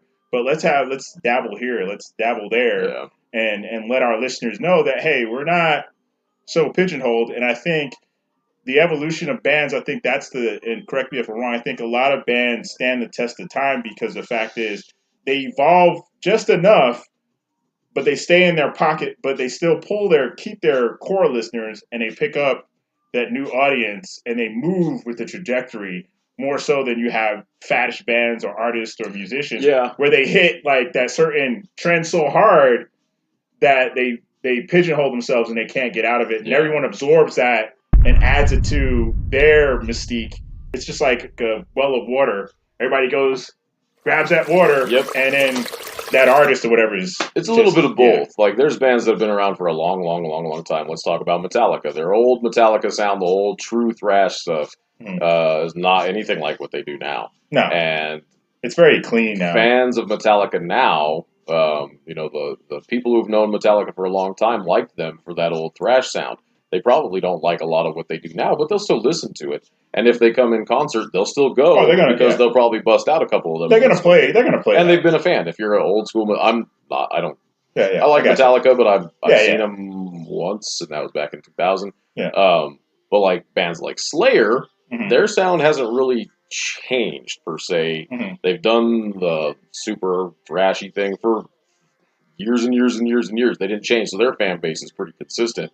But the bands that have been around a long time, there's band Soilwork from Sweden, and they started off kind of thrashy, and now they're more progressive, still heavy, but definitely more evolved. Would you say that they? I would say some bands they just screw time and fads. So would you say that's internal evolution on them as far as just discovering themselves and influences that they had to try to carve their new niche or try to move kind of, because you think about like Rolling Stones, like I said, and Aerosmith and Metallica and so on and so forth. I mean, their catalog, their anthology, to me defines that certain generation. Like, if you look at a decade of, decade of this, decade of that, you know what I mean? Even bands that haven't been around that long. But yeah, for sure, I think things like their actual influence, who's influencing them, things that are going on just in the world, and then are they writing for themselves or are they writing for the fans? Are they writing for the fans they do have or the fans they want to have? Right. Are they writing are they writing and recording on the way they've been doing it, or are they trying to implement new technology? Because the new technology will change their sound. Right. So, I mean, there's back in the day, you'd have to be in the same room to write and record and get everybody on the same page for shit. Now there's bands like my former band, Legion. Yeah. None of them are even in the same country anymore. Like, I think Michael still lives here. Boo Boo, the bass player, lives in Jersey. Greg lives in Canada. Because they had one you interviewed a couple of... Singer lives in San Diego. That's the drummer, crazy. I think, lives in Jersey as well. Lots of big bands, like international bands in Europe especially, like a lot of bands that they're like, oh yeah, this is a Swedish death metal band. They don't all live in Sweden anymore. One lives in Sweden, the rest live in France or whatever. The roots of the band where they originated. That's where they started or where they got their foundation. That's crazy though. Or they might have all, and technology's a whole different thing. Like it's like even right now, my band, my other guitar player, he lives in Cooper. Well, I don't know if he lives in Cupertino, but he works for Apple, so he lives in the Bay Area, California. Nice. And the rest of us are here, but we haven't quite utilized the technology to write everything together yet because we're not all that smart. He's smart, so I think that'll change the way.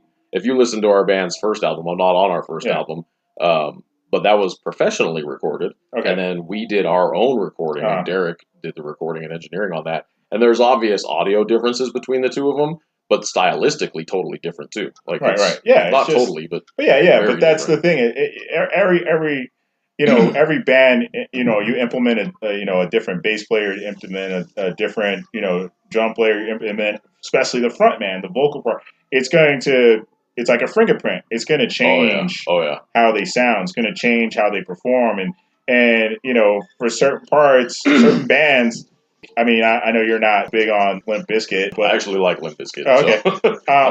but there's certain, and then there are parts of. I think there was one player that used to be with Korn that left and came back, and they had a few albums. And you can, when you're an avid listener of that band, you can tell. Like you can tell, it doesn't irk you as much. You're like, oh, this is different. Well, even like in the death metal world, members in bands and death metal bands, that's super common all the time. But Cannibal Corpse is one of the most established death metal bands ever. They've been around since the late 80s, actually, 89. The first album came out in 91. Right.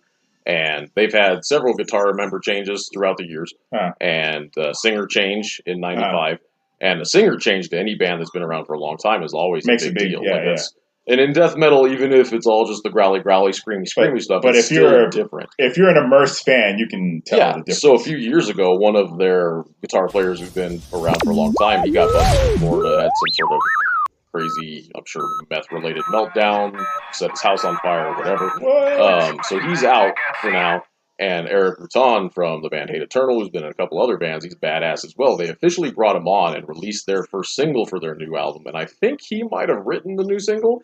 It's stylistically significantly different than their other stuff, but it's good because, like, in the death metal world, most bands sound the same. You know, especially to the, novice listener. Yeah, you don't know. But for Cannibal Corpse fans, each album's got their own little difference, and everybody's like, oh yeah, or this one, every song might sound too much the same, but this new track that they just put out, I can't remember the name of it, it's enough that I'm like, oh yeah, this album's gonna be badass, like, and that's the last couple albums, even though they're great albums, I'm like, oh yeah, it'll be good, but this one I'm like, oh, I'm actually excited about it, and it's hard to come by, and especially when you've been around for 30 years, coming up with a new album that doesn't sound exactly like the last 10 albums, and is still, especially with death metal, me personally, I prefer the death metal or any metal to be slightly catchy, technical a bit, but groovy, have a good groove to it. I like to drive to the heavy music, if I'm driving around and it's got a fucking great vibe to it, a great groove, I find myself speeding a lot.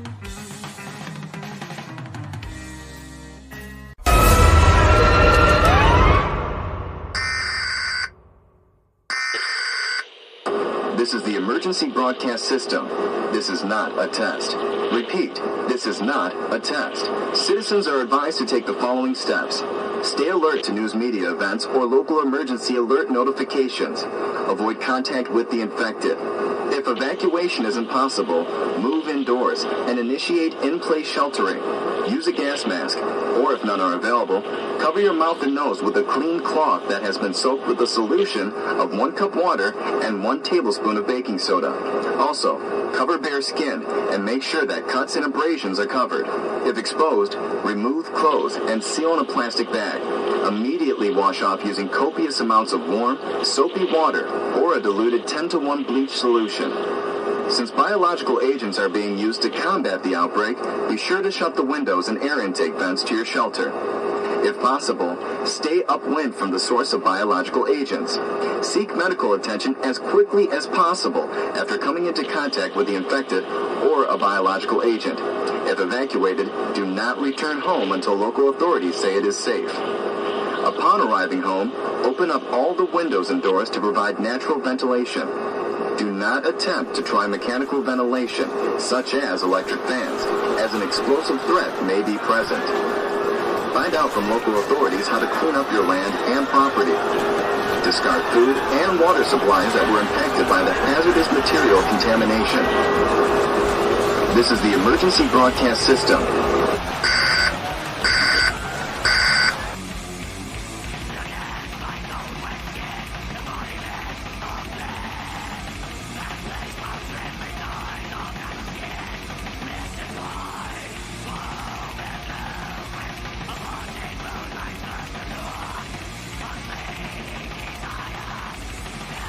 So, well, which is bad. Yeah, that type of music always has that high BPM to it. Yeah, and there's some bands that are too technical and kind of bogs it down after a while. If it's and this is the nature. This is why pop music is so. I mean, it's why it is pop music. If people can't dance to it, their attention span is probably not going to pay attention to it. The iteration is just popular music. So yeah, in other words, it's just general. Just it's popular because syncopated, it's easily digestible. very syncopated, very reasonable. Everything is BPM where everybody from 4 to 40 can get into it. Like, just turn your mind off. And don't get me wrong. There's nothing wrong with it. Don't get me wrong. For pop music. I don't mind pop music. Every now and then, every now and then. But Baby Shark will fuck off. But.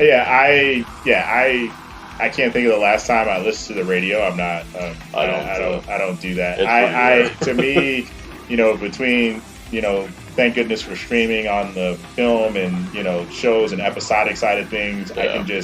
I'd rather have control of what I watch when I want to watch, and it's the same thing with my music. So Tell me about one of the funniest experiences you had as far as an audience. Oh man, you probably got a lot, but the one that stands out for you. You know, it's weird. Like I remember my first band, Misanthrope. You know, you're always happy in a metal band when you get a mosh pit, and we played this show at the Roxy Theater, which is in 5 Points, back in 2002. It was December, and it was ended up double booked with a pop punk band or a pop punk show, and nobody canceled. Like everybody were like, we'll just adjust the time. It'll start earlier. The pop punk show will go on ahead of time or ahead of schedule, and everything else will just kind of be condensed, whatever. So the pop punk fans were there, and then the metal fans were there, and we were playing, and I think we were playing last, and you know, that band was kind of a slow groove death metal band, not really super brutal or anything, and the mosh pit was going, and I think somebody from the pop punk crowd was getting a little stupid in the pit, and all of a sudden there was this fight, our first fight, and I just remember I stopped, I was headbanging, and I looked up to see blows being thrown, and I was like, oh my God, this is the greatest day of my life. like I'm 22 years old and we're finally getting our first fight. Fuck yeah, kill the guy. It was awesome. And then the mosh pit continued. I was like, all right, this is going down as the greatest show ever. And then, a few years later I signed my first pair of boobs and I was like, yeah, this is also the greatest day ever. Yeah, your boobs. But I mean, any crowd that gets into it is a good crowd. Like I played a lot of shows where the people just stare at you because especially if you're a new band, they don't know what to do, and they're just listening to the music, which is good. Right. If they come in, like if they leave and go outside and smoke, that sucks. I played the Gothic Theater to 20 people, and the Gothic Theater holds 1,500. So, it is what it is. That's what I mean. Every band that's ever played any significant amount of shows will play to good crowds. They'll play crap crowds. So, so what's your biggest pet peeve? Turn signals. Turn signals? The lack thereof? Exactly. I use turn signals in parking lots most of the time. I'll use turn signals if I'm on a highway alone at 3 o'clock in the morning. It's So what's your I would say your tagline or motto or catchphrase? Over the years, I have definitely overused "it is what it is." I don't know if I have one. I'd say "it is what it is" probably the thing that I relate to the most because, I mean, there's nothing more true than that. It is what it is, and if it's not, you don't know it. Right. Yeah. That's just the way it goes. Like, I've always been a roll with the punches kind of guy, and I grew up in, like I told you before, upstairs. 40 times I moved that I could remember before I was 18. So it could be more than that. You have to be adaptable to change, and as much as change sucks, I mean, it's a fact of life that you have to be able to change. And change is the only constant. Yeah. And I look back on my youth, my growing up, and my childhood, and if it wasn't for all of that, I wouldn't be who I am, and I wouldn't function how I do, which for better or worse. I think that I wouldn't we talked about letting stuff roll off my shoulders and whatever. Nothing shocks me. Right. I mean, I'm sure I could still be shocked, but right. It's going to take a lot. Yeah. But I mean, I throw something at me and I could probably deal with it just fine. But yeah, it is what it is probably my number one thing that I always come back to. Or get rich or die trying. That's good to say. So trademark. Right. I'm sorry. Don't come for me of, and my $10. Right. So speaking of music and genres, and especially you being a front man as far as a singer or performer for Empyrean Eclipse, what would you say is the biggest kind of stigma or stereotype about your particular genre that just kind of like drives you up the wall? Or you say, well, yeah, that's kind of what it is, but it's not. Like, for example, with death metal, people probably think, oh man, it's macabre, it's morbid, it's murderous, it's divorce of rules or regulations, it's what's the like stigma or stereotype that in a bad or good way stands out to you that it could be corrected, maybe in your mind, or it could be like, well, that's not really what it is. All of those things, especially and stereotypes, for better or worse, are based on truth in observation. And you look at if I say, oh, he's a rapper, you have an image of what the standard rapper image is in your brain. Yeah, if based on society and based on your opinion. That if he's a metalhead, you see probably somebody with long hair, wears a lot of black, probably shitty jeans, ripped up t-shirt, whatever. Jean jacket, vest, whatever you're going with. But people will, you do death metal? Oh, God, you must worship Satan, blah, blah, blah. Sure, there's people that do. Sure, some of the nicest people I've ever met are metalheads, and some of the worst people I've ever met are in the church choir. So I see what you're saying. The thing, and this is the thing that I like about it, and the thing that I think personifies me a lot is, visually speaking, I don't think I'm approachable. I usually have a scowl on my face. Resting face. I dress in all black. Again, I look like when I go out to places, if I'm standing anywhere near a door, people think I'm a bouncer. People think I work there. Right. Happened at Tokyo Joe's. A guy asked me. Tokyo Joe's. A guy asked me why Tokyo Joe's hired security while I was waiting for them to bring me my food because I was getting ready to go to work. And people that know me know that I'm pretty much just a big softie. Right. And that applies to the very vast majority of anybody in the metal community. Yeah, and that's the thing, though. It's funny. I'm glad you brought up that that stereotype as far as just aesthetics. I remember when I was in North Carolina, because like I said, I was big into music and everything like that. So I worked for Warehouse Music. Remember them, Warehouse Music? I do. Big on CDs and everything like that. So it goes prime to your point. You had this one so-called quote unquote, if you can see me do air quotes, Christian lady comes in. She's being an ass. All right, you should have this, and you don't have that, and what's going on, and blah, blah, blah, and this, that, and the third, and everything else. And I'm just like, dude, all right, we'll find, what you need. Oh, I need this gospel singer. You mean to tell me you don't have this, and blah, blah, blah. What kind of store is this, and everything like that? Complete ass. Oh, yeah.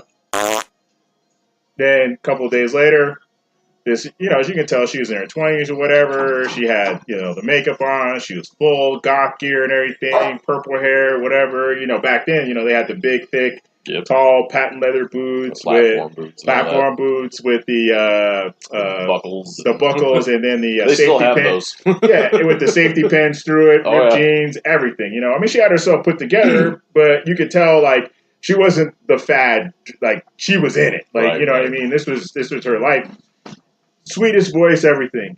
Hey, I'm looking for such and such. Can you help me find that? Blah, blah, blah. I don't see you have it, whatever. Or back then, the big thing was like ordering things because, where we lived at in that part of North Carolina, and then back then, this was before streaming and everything. So you could really, everything was just tangible. You could get yourself a CD, whatever. I mean, the internet was around, but with Napster and all that, the lockdown was just a big deal. Yeah, a big deal. You couldn't get music for free anymore. Yeah. So, or if you got it, you just had a horrible virus that came behind it or whatever the case may be. So at least one. Yeah. And she came in and explained, hey, I need this and, I know I probably could get this for free, blah, blah, blah, but I just really actually want, the CD. You know what I mean? Completely fine. Yeah. And that's the thing that... I was like, yeah, she was the coolest. And I think that same, and this goes for all stereotypes. Yeah, it's not just, logic applies. You got the... the stereotypes behind music. The same thing goes for race. And, if you go into a neighborhood you're unfamiliar with, like I know people when I moved to Southwest Littleton and we ended up venturing into Aurora. I grew up in Aurora. I grew up in Littleton. When I was in 5th grade and in middle school, most of my friends were black. I'm perfectly comfortable wherever I am. Right. And they were like, oh my God, this is sketchy. And I'm like, what the fuck is your problem? But they just didn't know any different. And, they don't. That's the thing that kills me is that people don't take time to find out about other people. Right. And not everybody gets to travel. And only because I took this job have I traveled quite a bit. And I haven't been to anything, super crazy or anything. Right. But, just traveling in general, even if it's just around your state. Yeah, If you live in a big state like Colorado, you can find a huge variety of people. And easy. Getting to know people, like I'm not, in my general mindset, I hate people as a whole because they're dumb a lot of times. But I don't mind getting to know them. Right. And I spent a lot of time in Memphis a few years ago for work. And I smoked cigars. And I found a cigar shop that was like 5-10 minutes from the hotel. And they had a nice lounge. And I go in there, and I was the only white guy when I walked in there. And I was like, this could be a little awkward for me. Nope, they were the most friendly people. And I swear to God, every single person that came in and out of that shop went around, shook hands with everybody, including me, as if I had been there for years, fucking decades. Right. Like, hey man, how's it going? I'm like, good. They're like, I'm Dave. I'm James. I felt like I belonged there. I didn't go one weekend, and they're like, hey man, where were you at? Although I left one night and then came back the next day, and one guy was like, dude, you left at the right time last night. I was like, why? He's like, shit got bad. I'm like, what does that even mean? What does that mean, like, right? He's like, I can't tell you. I'm like, okay. This is my last weekend here, so. Right. But that's the thing. Like you said, it goes to your point. It's only weird if you make it weird. It really is. It's only weird if you make it weird. And if you be yourself, I mean, at the end of the day, we're all flesh and blood. We're all the same at the end of the day. You breathe the damn same air. Get over yourself. Yep. Like, you go through the same freaking human condition and everything like that. You may have a different opinion, a different perspective. Of course, you're going to have a different experience. But at the end of the day, we're all freaking humans. Like, we're trying, and when I say human being as far as human being something. I'm trying to be something. And just be yourself. Stop trying to be anything. Just be yourself. We're all, me, like you said, you grew up in a predominantly black area or going to a predominantly black high school. I went to a predominantly white high school. Yep. No one cared. Nope. Unless you made it weird. Nobody cared. Granted, at the end you of will the day, find assholes. That's in everybody. I mean, you got those in your own freaking family, so you don't even have to go that far. So we can just, you can just get rid of that freaking notion or whatever. But like you said, that's why I like when it comes to music and entertainment, I could care less if there was a BET. I could care less. Right. I don't watch that. Like, I don't like the labels of, oh, this has to be a black this or a black that or black. Who cares? To me, you kind of bring a target. You kind of bring the elephant to the room when you don't have to. Yeah. Why are you going to bring the freaking bull to the china shop if you don't have to? Certain things you kind of bring on yourself. My name is Richard Jones. It doesn't say, hey, I'm a black man and I'm rich. No, I'm Richard Jones, regardless of my color, regardless of my ethnicity or whatever. That's what I loved about, when I would perform, when I used to rap or MC, or when I would do art. No one cared about what I looked like. Yep. They just liked the sound or they liked the art. And that's all I wanted to present at the end of the day. You don't put barriers in front of yourself or label yourself something, because then people are going to be like, oh, well, that's what you want to be.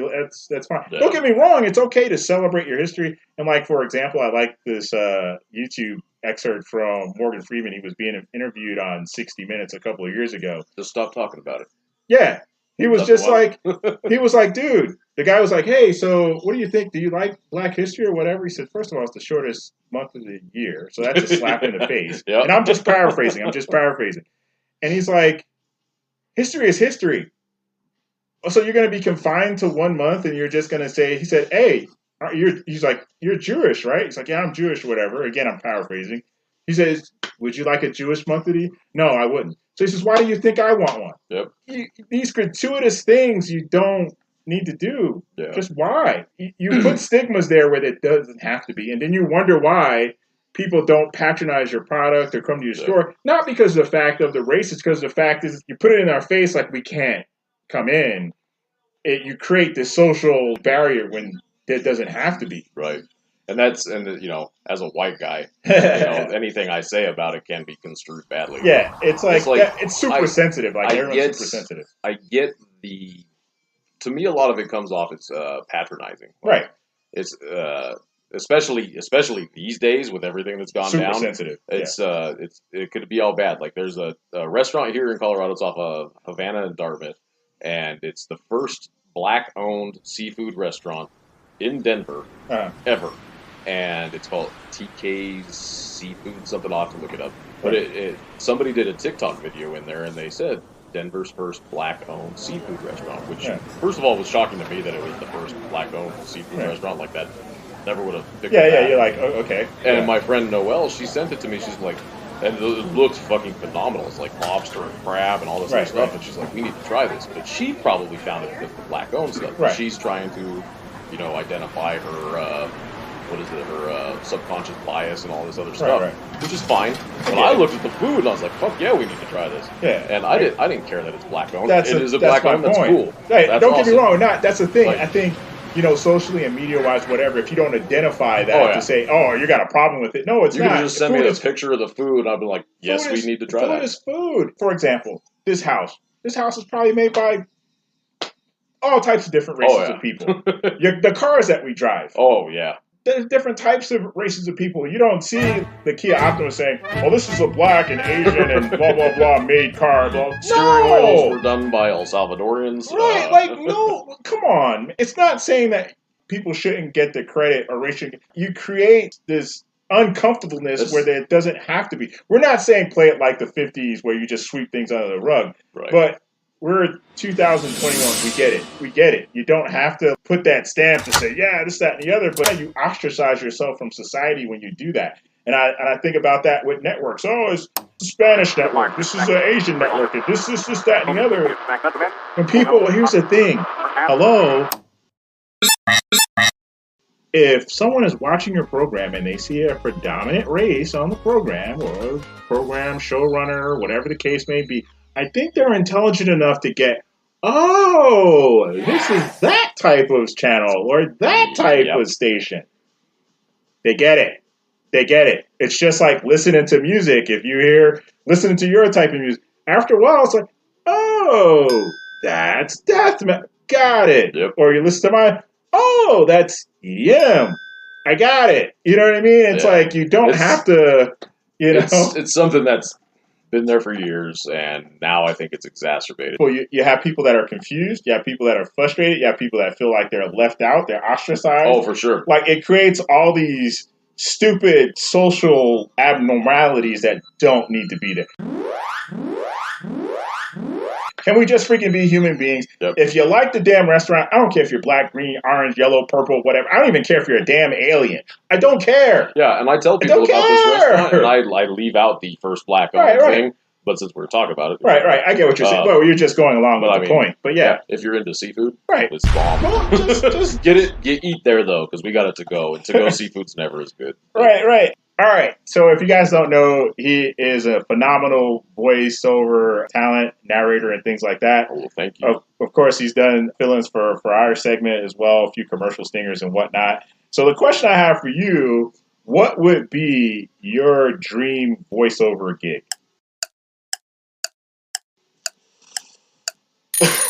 I've often joked about this on Facebook with some of the voiceovers that I'm in, but really, if I could become the voice of Arby's, if Bing Rames, if they don't renew his contract or if he passes away or something, because Bing Rames is the voice of Arby's right now, I think that would be awesome. Not because it's Arby's, but I'd just like to step into Bing Rames' shoes.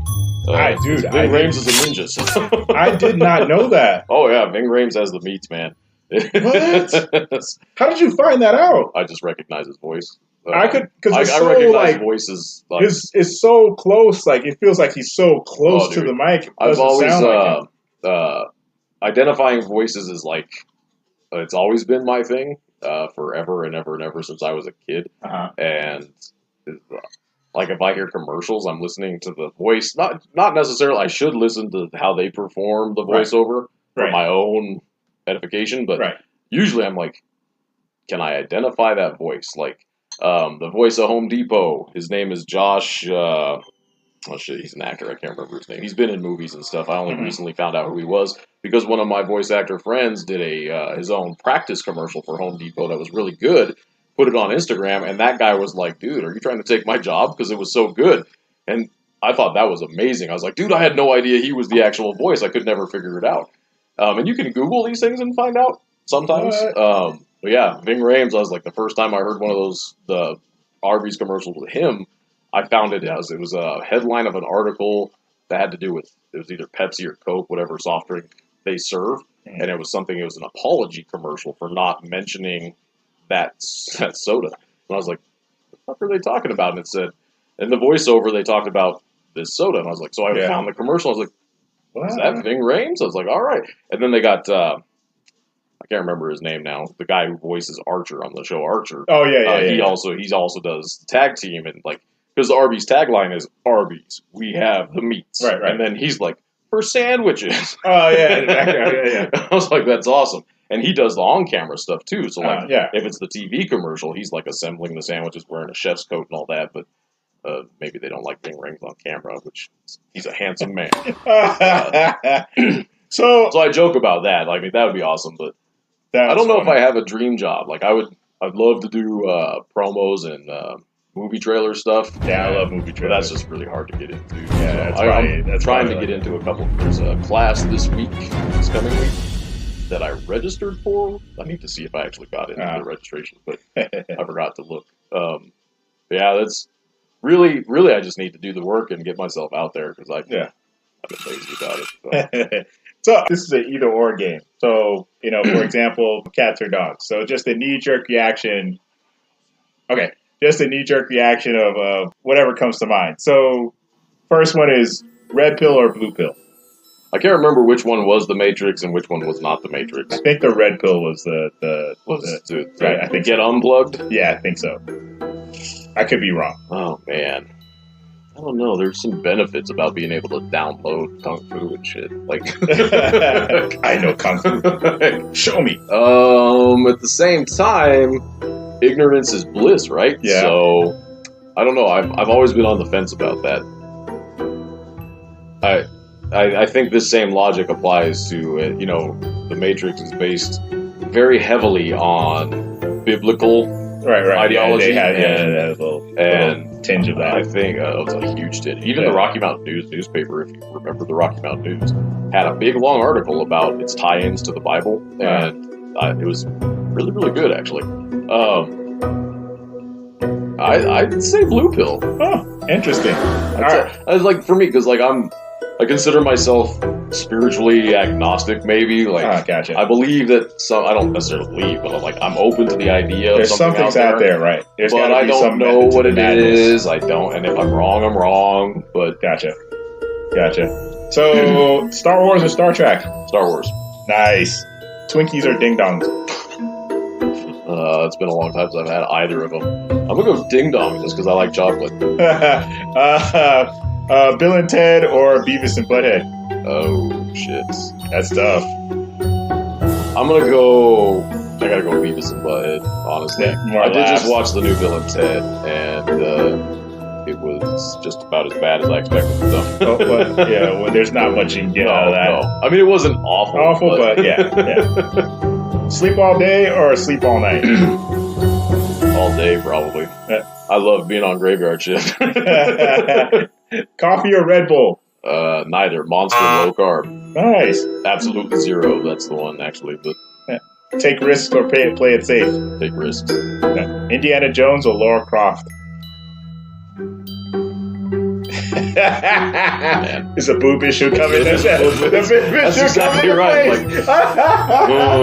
Angelina Jolie, man. Different types of adventures. Damn it. I could go either way. Okay. Immortality or wealth? I think if I had the immortality, the wealth would also come with that, because I might have time. Yeah, that's true. John Wick or John McClane? John Wick. Oh, wow. I thought you were going to be in a conundrum with that one. Nope. I mean, John McClane, don't get me wrong, badass, but John Wick just gets it done. Yeah, he does. He just gets to the point. He doesn't play around. Baba Yaga. T-shirts or button-downs? T-shirts. Music or movies? That's tough. I'm going to go music. Yeah. Because I can do music anywhere. It's hard to watch a movie while you're driving. You on that one, too. Cake or pie? I'm going to go pie. All right. Because I can get down on pretty much any pie, but cake, I'm a little more specific. Yeah, I'm probably more of a pie guy. I'm Hey. my diabetes indicates that I'm open. Yeah, my blood pressure is the same. Long love or short lust? My longest relationship has been 6 months. No, that's not true. In 5th grade, it was the whole school year. I've always been a hopeless romantic, but I've never really had a long relationship other than 6 months, so I don't have an answer for that. Okay. Chaos or calm? I prefer calm, but I can handle chaos very well. Dirty jokes or clean stories? Dirty jokes. Jeans or sweats? Jeans. Well, not actually neither. I never wear sweats, and I haven't worn jeans. My grandma traumatized me on jeans. So I wear BDUs. It's my predominant pantaloons of choice. Your dominant style of attire. Let's see. Jurassic Park or Godzilla? Jurassic Park. Okay. Hands down. I've seen that movie more than any. Well, I've seen that movie in the theater more than any other movie. All right. Intelligence or muscles? Intelligence. Clearly. Yeah. Skittles or Reese's Pieces? Go Skittles. All right. And then, real quick, how did you become a cat person? Because, I mean, you're, 6'2". I mean, you're big. I mean, I'm an animal person. I like all animals. The thing about cats is they're a lot more hands-off. I don't have to walk them. So they're just independent. Yeah, and especially with less maintenance. With my job, like, I can leave my cat alone for a week if I need to. If my sister comes by and feeds her, make sure she's not dead, whatever. But, like, dogs are just more maintenance. And I love them, but, yeah. I grew up with both. So, I mean, we always had cats and we sometimes had dogs. Nice. All right, cool. And I listened to one of your episodes, and this was so funny to me. And I'm going to ask the question. So, how many nipples have you pinched? Real life or in my brain or mine? The nipple pincher. I forgot all about that. Not as many as I'd like. Okay. And lastly, I listened to this segment too. When you're an Uber driver, about the naked, quote unquote, supposedly could have been female escort.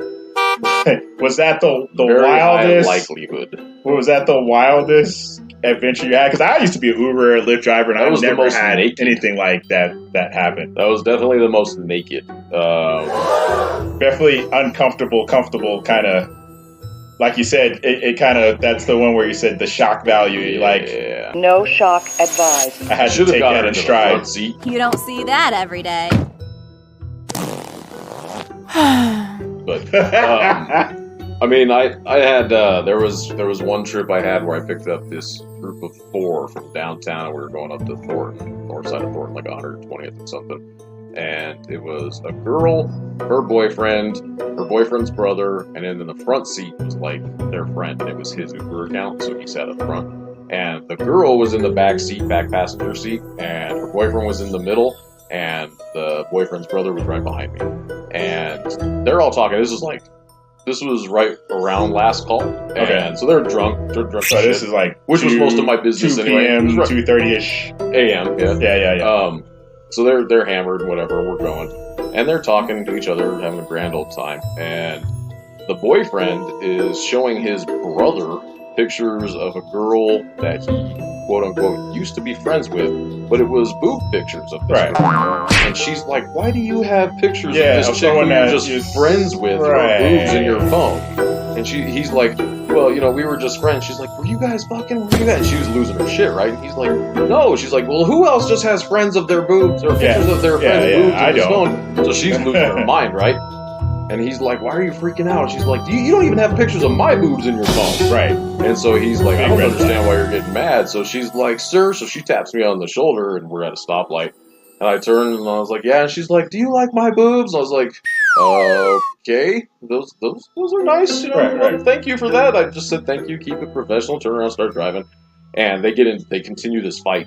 And it's super awkward. The guy in the front seat, he's on his own phone. Like, he's literally making phone calls to try and find somebody to come to his house. He's like looking for he's calling girls in alphabetical order. And they're arguing in the back. He's like, "Hey Samantha, what are you doing? I'm on my way home."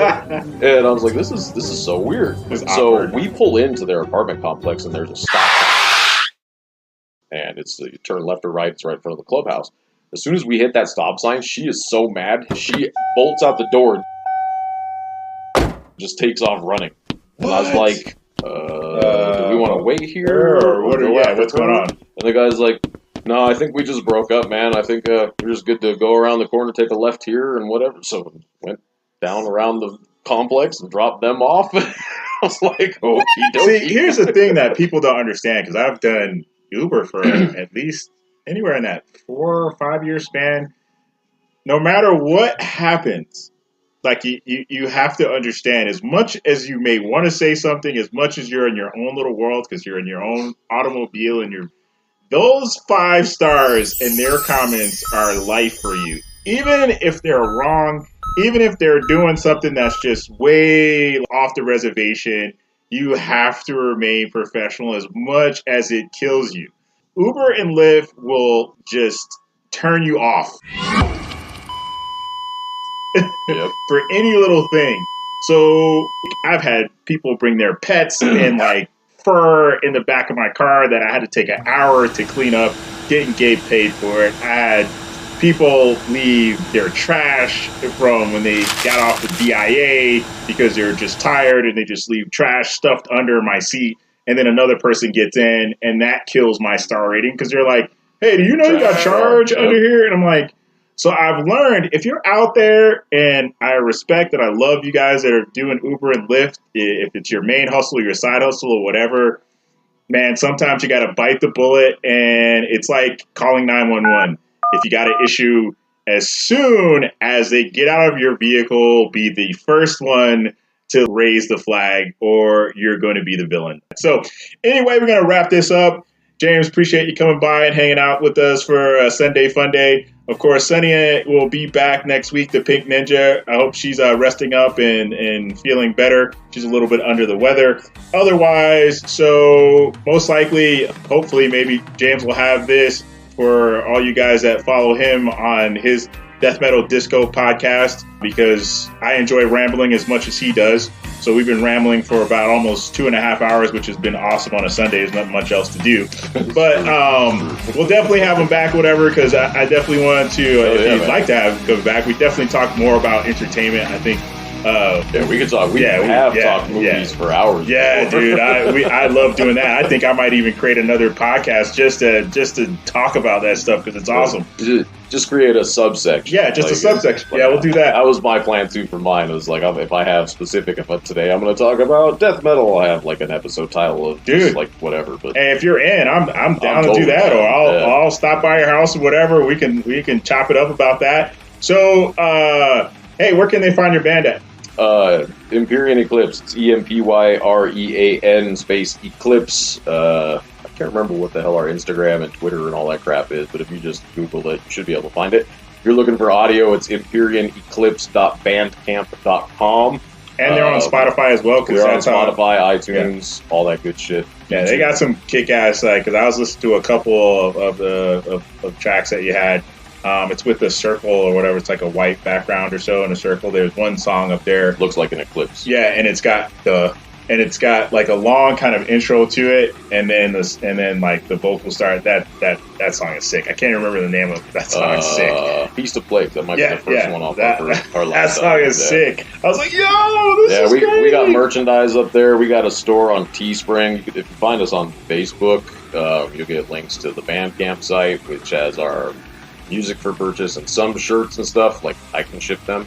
But then for hoodies and whatnot, Teespring we have, because that way I don't have to pay any out-of-pocket costs. Hey, I'm a t-shirt and hoodie fiend, so if you have like an XL laying around or so, I do. Maybe. I probably do. I have one that'll have black, match just the like pattern this, or just the logo with the flips. I'm not picky. That wasn't awkward at all. Yeah, no, you're a boob man, not awkward at all.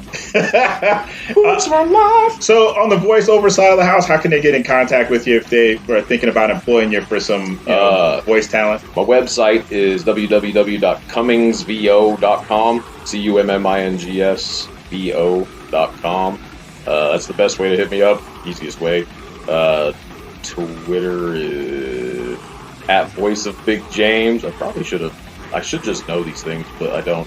Instagram, there's so many handles after a while. It really is, because I couldn't get them to match up. They're taken because I waited that's forever what to do them. sucks. Instagram is James_Cummings_VO. That's it. Awesome. And then what about your podcast? Oh, yeah. Podcast Death Metal Disco. On Twitter, it's at Death Disco Pod. Instagram is at Death Metal Disco Pod, maybe. I think if you just search for it, you'll find it. If you search for Death Metal Disco, you'll find it. Yeah. Spotify, Apple Podcast, Google, all the podcast stuff. So if you're looking for it on Instagram or on Anchor FM, you'll see it's got it's black and white. It's got some trees in the background, and then you'll see in red Death Metal Disco. And that's it. So that'll be changing sometime soon. I'm gonna actually get custom stuff done. So. Yeah, hey, I might have to talk to you about that. I want to get some refreshing going on myself. So yeah, I got a guy. He just jumped off of social media for a while, but he does really, really, really good work. Like, he does all kinds of standard graphic design, video production stuff. Reasonable rates. Like, I think for the band, we want to use it too when we get around to making some video stuff. Yeah. We're not all together. It's just it's hard to do. Right. So yeah, man, James, appreciate you coming out. We'll definitely have to do the music and entertainment segment, like you said, because I'm down for that. I'm a super nerd when it comes to that. Otherwise, guys, we are going to wrap this up. This is the end of the Metal in You, and of course, you're going to hear some different music in the background from Appearing Eclipse as well. And like I said, he's giving you all the handles, so if you want to reach out to him, get in contact with their band, because they're really kick-ass, and it'll just really bring some beautiful violence to your life. You can definitely listen to them as well. No, I'm not saying, go out and beat people up, but it's kind of that kind of ass-kicking music to express your inner angst too. It'll help you work yourself out. Right. It's therapy. I'll say that. It's therapy. Definitely helps me, man. I'm not joking. Doing the vocals, when we practice for a couple hours. And it's only one day a week. But you're kind of spent from that, though. Right? It's exhausting. And our drummer, I can't imagine playing drums for death metal, because it's just that high, brutal. But they're screaming for 2 hours. That'll take your woes away pretty easily. Yeah. So throughout this podcast, you'll hear a couple of his tunes and whatnot, so you guys can listen to that. And also, hopefully, he'll probably have this podcast his episode on his podcast as well. Other than that, you know who I am. I'm Rock On Ritchie. I am representing Sunny Bunny, which is the Pink Ninja. Like I said, she's under the weather, and we will be back next week with another episode for you guys. So you guys take care, and we'll talk to you soon. Peace out. Later.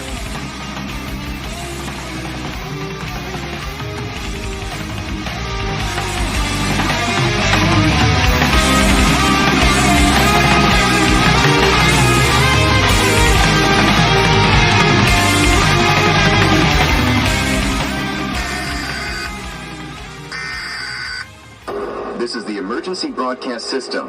This is not a test. Repeat.